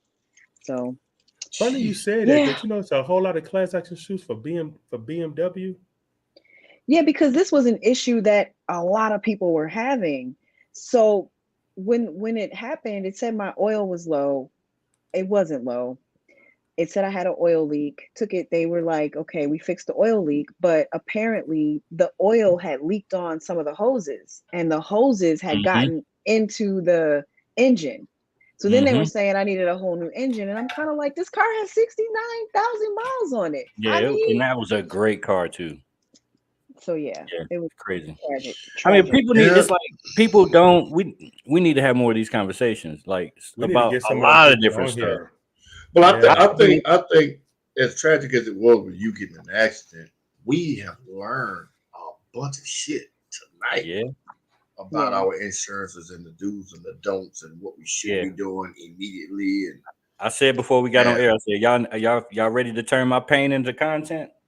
I mean, so if somebody's learning from this or we gaining knowledge, I mean, that's all it's about. Hey, Mister, your Aunt Lynn is in here. You didn't call her. We talked before the show. She called me. But did you tell her about what was going on with your car? Yeah. Okay. All right. Hey, Miss Lynn. Hey, Auntie Lynn. your nephew is upset. Yeah. His stomach is turning. It's like. But if y'all ain't learned anything, get extra coverage on your modifications. What was hold on. What was the politically correct term again? Special. What is it? Supplemental. Supplemental. Because you was going to say special. I don't know what you was reading. Supplemental coverage. So what else is happening out there? All right. Real quick, Easter egg hunt. Yeah, this Saturday, the ACC Atlanta Car Club community is doing an Easter egg hunt for the kids, and everyone is invited. Everybody, whether you're CCOA, whether you're Jeep Life, whether you're whoever, if you're on a car scene, solo or whatnot, you are invited out. And let me tell y'all the address, because I can't remember. Anyway, Hope, you ain't got the address either, do you? This is on Sunday too, right? Saturday. No, it's Saturday. Easter Sunday, sir. Okay, cool. It's going to be fun. Yes, it is. And again, it is we got for over everybody. 500 eggs.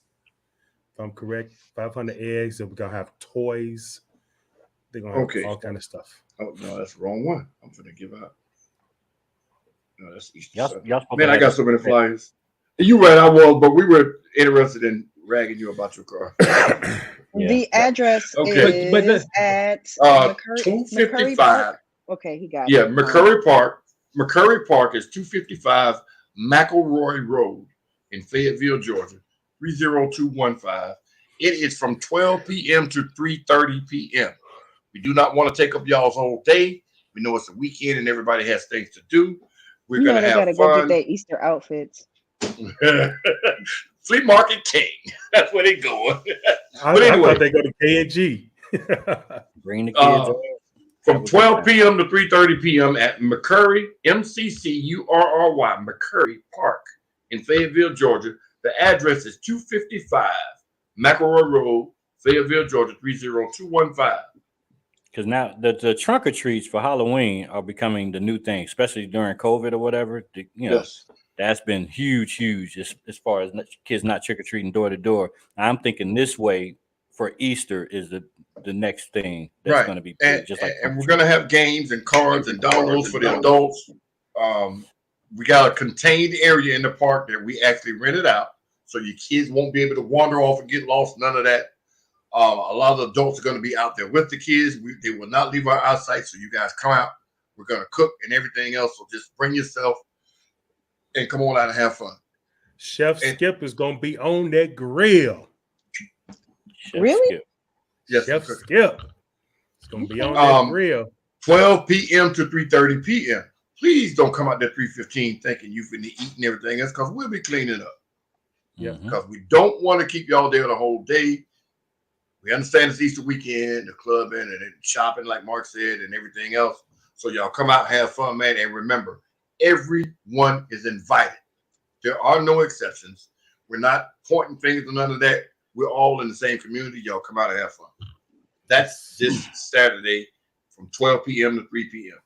And TJ, you want to talk about the other event? Absolutely free. 100% FREE.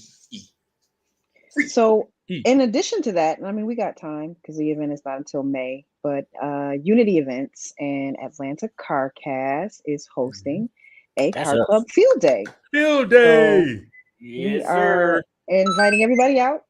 Come and play with us. Come play with us. That's right. We're going to try to find a rope to do a tug of war between car clubs. We're probably going to have some simple stuff like frisbee throws, maybe even a softball throw if we get the right place.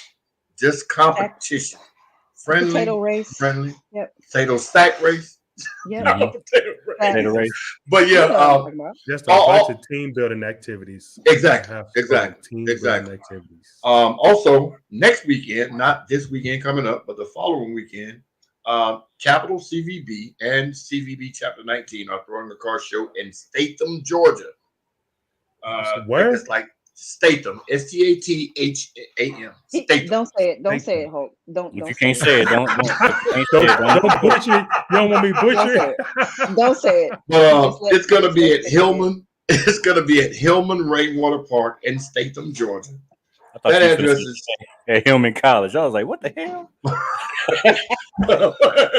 But anyway, I will be posting those flyers consistently between now and that day.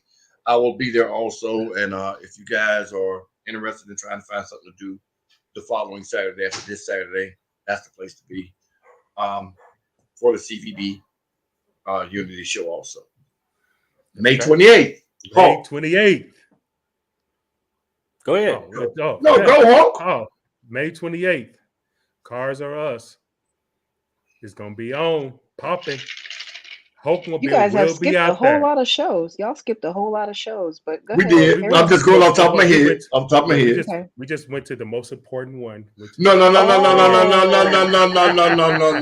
is the most important one. No, it's not. I'm gonna stop you in your tracks. No. Ain't no such thing as most important. All of them are just important. All of them are just as important. Who the hell cares? But it's gonna be dope. It's gonna be dope. It's gonna be fun. Skip gonna be out there acting the fool because you're mouth of the South, which I love. You know, that's my big brother. So we're gonna have some fun. let's back it up. Thank you, Mr. DJ. Back it up. Sunday, April 17th. There's an Easter Bash in Alabama, Andalusia, Alabama. It is the biggest Easter classic in the South, and our good friend Diva B is going to be there with her Darth Vader vehicle. So don't forget about that. That is at 296 Kiwanis Drive in Andalusia, Alabama. That's April 17th. Yep. There's also, hold on, I have a whole bunch more. I just sent you one. Okay, Mr. Skip. Well, that's in May. Hold on, let me go back to April because we also have Miss Bobby's cancer car show is April. I don't want to get it wrong. Yeah, that's the one we met when we was at that's the Purple Ribbon Bobby, right? That one is April 30th. I just want to make sure I get the right date. Okay, cool. It is Show Your Ride for the Ribbons, April 30th. And that one is going to be at, hold on, the address is so tiny. I think they're Woodstock way, isn't it? Can't see it. I can't see it. It's super tiny. I can't see it. Send it to me, please. I'll read it. They have I think they have a Facebook page. Just search Purple Ribbon. I think it should pop up. So that's April 30th. One of those sleeper shows. Might not be major, but it's really, really nice. You see some different cars, a lot of old school. Of course, there's Stunt Fest. Stunt Fest is the last weekend of April going into May. That's the 30th, isn't it? Yeah, but it's a whole weekend, so it's that last weekend of April. What are they having it? Is that in LaGrange? No, they had it before out farther, but it's in LaGrange at LaGrange Dragway this year. I have that flyer. It's a LaGrange. Yes.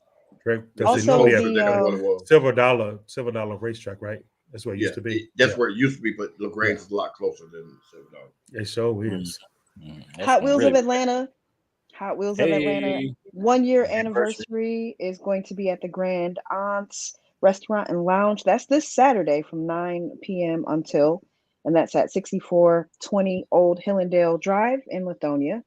Shout out to Hot Wheels. And then what's the cover on that? Is there a cover of bracelets? It says bands are $10 in advance and $15 at the door. Hey, it's a video. I can't read it. Send me that flyer, Tia. So Blue Vest Gang, Hawk. Yep. Okay.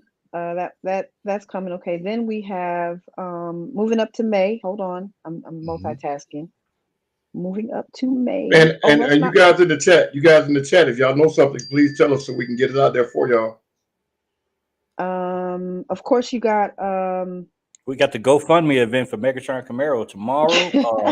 That should be all sent to MI number 5. Huh? Listen, we see you talk about insurance settlements, and you talk about a GoFundMe. Yes, a little much. Promptly in the morning, whenever Megatron Camaro wakes. Let's not forget about Changing Lanes anniversary reunion weekend. That's May 13th through the 15th. We need to get somebody on Changing Lanes on the show. I got we threatened also, if I don't show up, I'm gonna get killed. So don't forget about Keys to the City, Ed's show. That's on May 14th. Man, these shows be coming up. It seems like you just had that shit. Hold on, we also have a Impala Takeover. Oh, the Impala Nation weekend, baby. That's they June was at ATL 24th. deep as hell. Yep. That's June 24th through the 26th. Yes. Y'all just gonna interrupt. You know what? I'm not doing that. I didn't do that. Oh my God. I still got shows. Y'all won't let me finish. You gonna throw me under the bus? Yes, all the way up on it.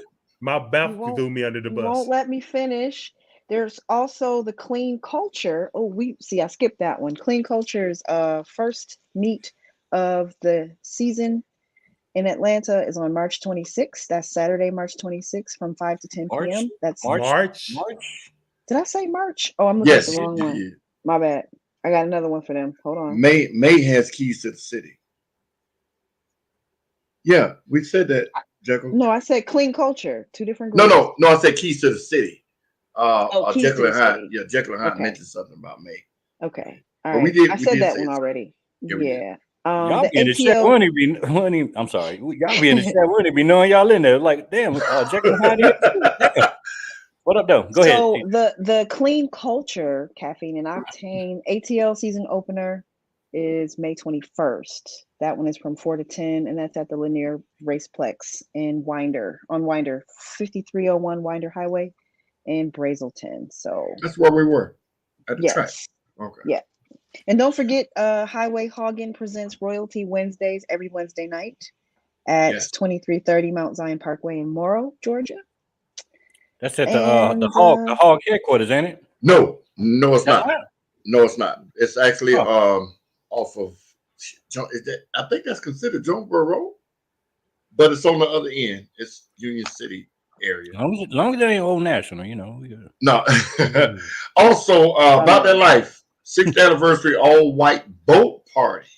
Oh yeah, he's been taking requests. June the 18th. It's going down. June the 18th. Tickets on sale now for $55. Mr. Nighthawk, call back in. I got some questions. Okay, and since you all the way in that date, then I've got a. Okay. I mean, you going that far? Yes, ma'am. Go. July 23rd, Highway Hoggin is doing a event in Chattanooga, Tennessee. And that's at 12 p.m. So, yeah, if you want to go to Chattanooga, get a ride in with your club and go to that Highway Hoggin event in Chattanooga. That'd be great. There's also an after party. An adult after party after the Easter event in the same space this Saturday. So it's an after party for adults only. Excuse me, TJ. Thank you for calling.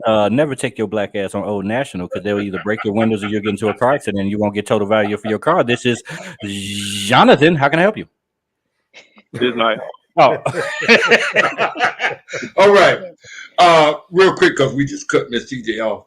Tell me about your boat party, man, and why the tickets are $55. Go.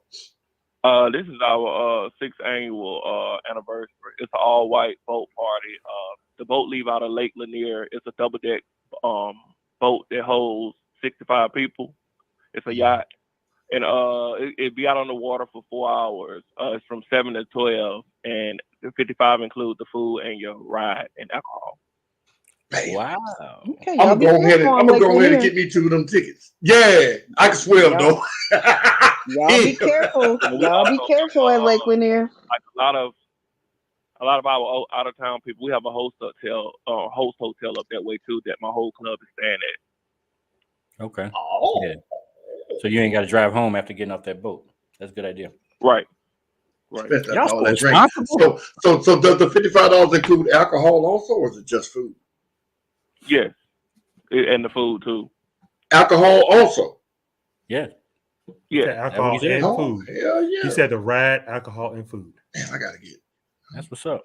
I need discount, man. I need discount. Get with Nighthawk on Facebook or IG, and get your tickets now because they're gonna sell out fast. That's a good deal. Yeah, it's only 65 people. It's only 65 slots, and his club got 700 people in it. So yeah, they got 61 of them, so there ain't but 4 tickets available. Right, we down to 25 tickets left. Oh, see, there you go. How many you say? 25. We down to 25 left. There you go. Skip, you better go ahead and get your. I'm gonna give you a call. I'm gonna give you a call. Make sure my wife. I'm afraid of Lake Lanier. I mean, I would love to come, but Lake Lanier scares me. I'm sorry. I heard too many stories and seen too many YouTube videos. You know, y'all got me all because since I've been here, a whole bunch of crazy shit has been happening out there. Every major holiday, white people drown out there. I hate to say it that way. People. I hate to say it that way, but just white people. You take your ass out there, get drunk, and fall off the boat. Who the hell? Well, everybody that's done it, but Skip. It's just not just white people. Usher's son black died in Lake Lanier. Yes, mysteriously. Tamika's son died in Lake Lanier. Really? Yes. Yep. Yeah, he drowned. I got to Google it. I didn't know that. Well, you know what Lake Lanier is, right? Yeah, I know what it is. It's a black city up under it. I know all about that. It's a what city up under it? It's a black city. Yeah, there was all a city. Black city. Go ahead, Mr. G. I'm sorry. No, you got it. You got it. There used to be an all black city. I heard you. There used to be an all black city where Lake Lanier now sits. And story, the part that I did read, where the white people were upset because they were prospering, and they flooded the city and just buried it underwater. And there is an actual people in it. There's an actual city at the bottom of Lake Lanier. That's why all the stuff is, according to rumor, that's why things happen like they happen so mysteriously at that lake. But it used to be a black city.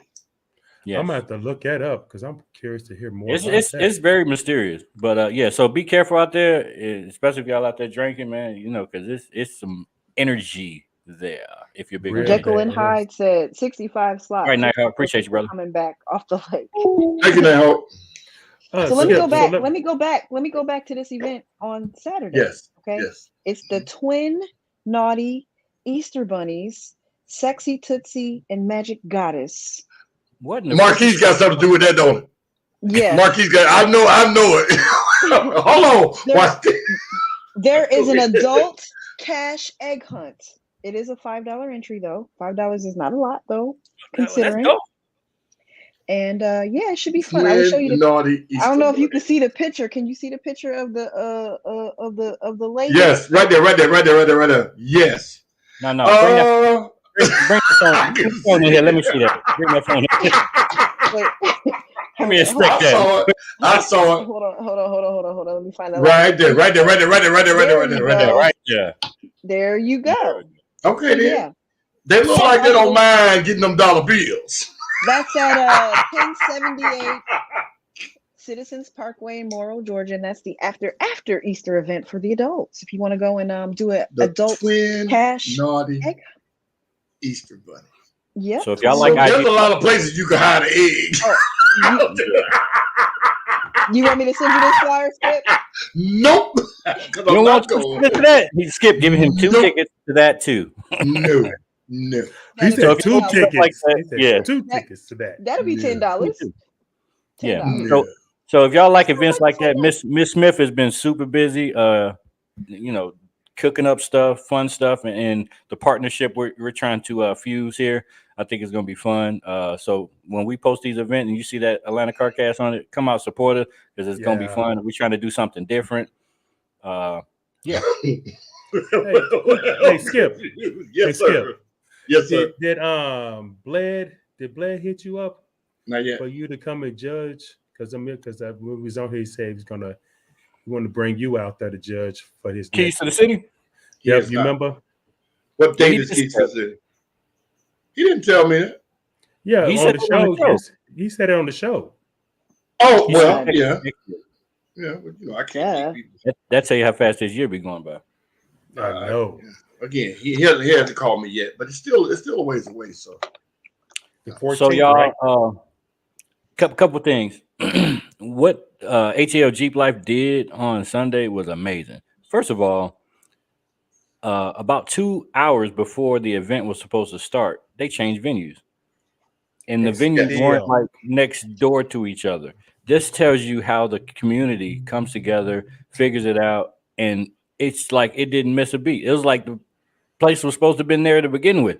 So shout out to them. It's like Skip said at the top of the show, it was a great turnout. It was a great energy type of vibe. So if that's any indication of how this season is about to be, I think it's gonna be nasty. It's gonna be nasty. So much fun. And then as far as you know, my whole incident, there was also a incident after where 2 vehicles were involved in an accident, and one of the Two challenges. It was a Challenger and a Jeep, I think. Mm-hmm. And the person in the Challenger, I think, was thrown from the vehicle, and both of them were transported to the hospital. So prayers up to them. I hope they're okay. So my situation ain't that bad because it could be worse, and I'm still here talking to y'all, and we still talking about cars. And we can replace these cars. We can replace these rims. We can have these conversations, but you cannot replace a life. That's right. You only get one shot at it. Absolutely. Yes. So I do want to say this show is brought to you by Marquise Meal Prep Food Services. If you're looking for meal prep services, she offers fruit bowls and yogurt, salmon, chicken, meatloaf, shrimp, and etc. You can contact her at 478-951-4144. There you go. Meal prep. Okay, then, Miss Marquis. I told her she a jack of all trades. She get to it, boy. I was calling somebody somewhere. She going to get it. I was calling somebody about a job earlier, and they was like, "Yeah, I work a job, yada yada yada." And I was like, "So can you work 2 jobs? Have you ever worked 2 jobs?" She said, "Yeah, I've worked two jobs." She said, "I've worked 3 jobs." And then I said, "Well, okay, so was all of them full-time jobs?" She was like, "Yeah, one was full-time, and I was getting the 40 hours, and another one was 30, and I think the other one was 20." I said, "You do realize that's 90 hours a week? You sure you were doing 90 hours a week?" I mean, there's 168 hours in a week, so. And sometimes I'm doing these things, and I have my AirPods in, and TJ was on the phone, and she was like, "Don't be telling her she can't do that. I know women that's out there doing this. They out here doing this. These heifers is not working 90 hours a week like that." Because she was like, I do 90 hours a week. I do eyelashes. I be doing hair extensions. I be doing nails. I be doing this and this and this, and working 90 hours a week. Mister. Hey, I ain't saying a word. He's never been a single mother. He's never been a single mother, and you've never had to get it out the mud and do what you had to do. So you speak for yourself. I know a lot of women who've had to do exactly that. So shut up. You have no idea. I said that to say Miss Smith proves me wrong. She said she's working 90 hours a week, I think. It's possible. It's possible. This level does everything. There's a lot of things that have to fall in line. Like, for instance, the least amount of travel possible to get from one job to the other one. Not talking about kids, because I know that's a job in itself. But if it's actual clock-in jobs, 2 of them are probably going to be from home because of travel time back and forth. And, issues with traffic or whatnot. But it definitely could be done. I mean, 16-hour days. 16-hour days can get you that. 5/16. See, I got a girlfriend who worked 2 full-time jobs, and both of them are work from home, and she got 4 computers going. That's different. Yeah, I've done it. I'm just saying something to Skip said, but I was like, wow. And I was a full-time student, and I had 2 jobs, a full-time job and a part-time job. I recall living that life, so I know it's possible. That's right, Mark. So shut up. She said, "Shut up." They had more hours in the day back in the 80s, though. And I went back in the 80s. But he ain't lying, because it just seems like we got shit done. Right. No matter what it takes. Whatever. The culture we in now. The culture we in now, they just want to be patted on the back just because you walked in the door. Right. Right. I call it the right now generation. I call this generation the right now generation. I'm from a time where I remember the TV went off at 2:00 in the morning. I'm from a time before cell phones, before computers, when we went outside to play, when all stores closed at 9 and the latest 10, and you didn't have a convenience store. You had to wait till the next day. So do you remember? Oh, go ahead. Do you remember at 11 o'clock when the TV said it's 11 o'clock? Do you know where your children are? Yes. And then they played the Star Spangled Banner and TV go off. Yep. And hold on, I was talking to one of my employees today, and he's about to graduate. So shout out to him. I ain't gonna say his name. And I was like, did you I sounded so fucking old too. I was like, man, I said, did you make sure you got all your books turned in? Because you might not be able to walk the field. He looked at me and I said, what? I said, I'm just asking, They had laptops. He said, we ain't got no books. I was like, oh my goodness. He looked at me like I was an alien. Like, he said, we ain't got no books. He like, what the fuck is you talking about? I was like, y'all ain't got no books? I was like, and I come from a time, blah, blah, blah, before the internet. And then when we had the internet, we had to go get an AOL disk and put the blah, blah, blah. And then when computers first came out, you used to have to load it on a floppy disk. I said, you know what a floppy disk is? He was like, no. I was like, God, they don't even know what floppy disks are. Mark, it's a lot of grown-ups that don't know what floppy disks are. About it. You never seen the 8-track here? I've seen them, but that was before my time. But you know what it is. I do know what it is. But am I that much older than y'all? No. Yes. Okay, because I remember I remember. But listen, there were reel-to-reels and 8-tracks. No. There were no cassettes then. It was reel-to-reels, the two big, looked like a big cassette. I remember those. And 8-tracks. That was it. And records. 78s, 45s, and 33s. I had you remember a reel-to-reel. I remember reel-to-reel. That was some play shit though. You went over reel. You could put hours worth of music on. Man, you went over man house with that. I remember my dad having an 8-track in the car. Wow. Tia said she's never seen an 8-track. Yeah. No. I didn't say I've never seen one. What I'm saying is, in my lifetime, I never personally played one. Like I can't say I put an 8-track in a player and played it. Now I had a boombox. I did at a young age. I had a boombox too. But I never had a 8-track. I didn't own one. I can say I had cassettes at 5 or 6 years old. You know what I'm saying? Gotcha. Yeah, I didn't. But we were aware of what existed before our time. It's like these kids, the boy didn't even know what a floppy disk was. But you got to think the internet is taking everything away from all history now. If it's not on the internet, it doesn't matter. Yeah. A lot of people believe, a lot of children believe if I saw it on the internet, it's true. And you gotta wait a minute, damn it, that's the internet. Don't believe that shit, So I could tell y'all some stories about some stuff. Man, crazy. No books. Wow. Well, listen, I can one up you. My former assistant was putting stamps in the middle of an envelope. And it was like a stack of mail that was getting ready to go out. And I just happened to look at it like, why are the stamps in the middle like that? And she's a college graduate. She's a college graduate. She said, well, where do they go? And I'm like, they go in the upper right-hand corner of the envelope. I thought you were talking about an older person. No, she probably was in her mid to late 20s.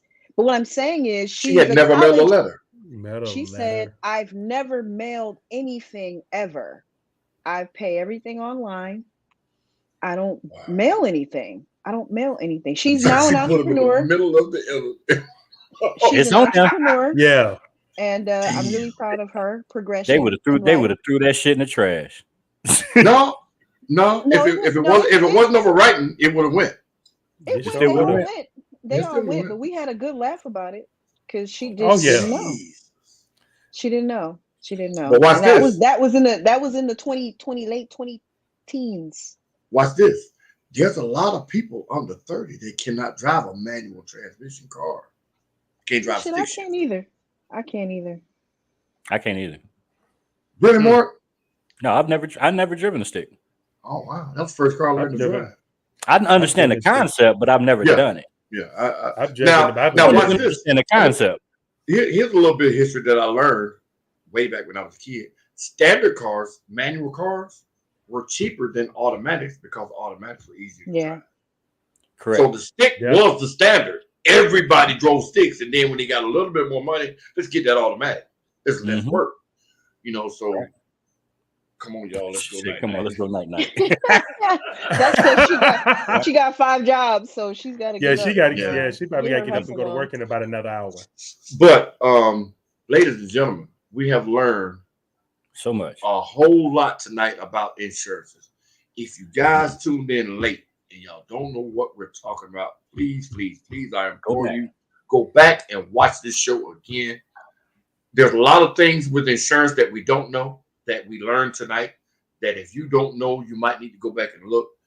We got to insure these cars, man. We got to keep our money in our pockets, so to speak, or at least have access to get some of our stuff back. Y'all, it's not about me counting your pockets and me telling you how to insure your stuff, but man, ain't nobody got money to throw away. Nobody. Yeah. So y'all, please insure your vehicles, man. Take care of yourselves. Love one another. Thank you guys for tuning in. Any final words, y'all? So every Thursday, 8 p.m. Atlanta CarCast. Tune in every Mondays for Last shot in the dark. Last take a shot in the dark. That's at 8 o'clock. 8 p.m. It is a sports-related podcast, ladies and gentlemen. Sports podcast. If you like sports, anything about sports, arguing about sports, competing team, whatever, y'all, please tune in, call in, curse me out, do whatever. But it's a podcast that I'm a part of, and we are going to promote it. And I am going to have guest speakers, appearances, possibly every Monday, 2, 3, 4, 5 times a show. It doesn't matter who, what, when, or where. Please tune in Monday nights at 8 o'clock. I will be making a live video to remind you guys. Please tune in Monday nights at 8 o'clock. Yes, can't miss it. We need to give that show a little bit more traction. So, and if you're not liking this video or sharing this video, subscribe to the channel. Do that now. Tuesday, Crucial Convos on Atlanta Cast Network is at 9 p.m. Eastern time. Really, really good stuff going on there. Wednesday, Ask John Doe, as always, at 9 p.m. Eastern. Ask him anything, no questions, a stupid question. Until then, we will see y'all on the flip side. We out. My fight is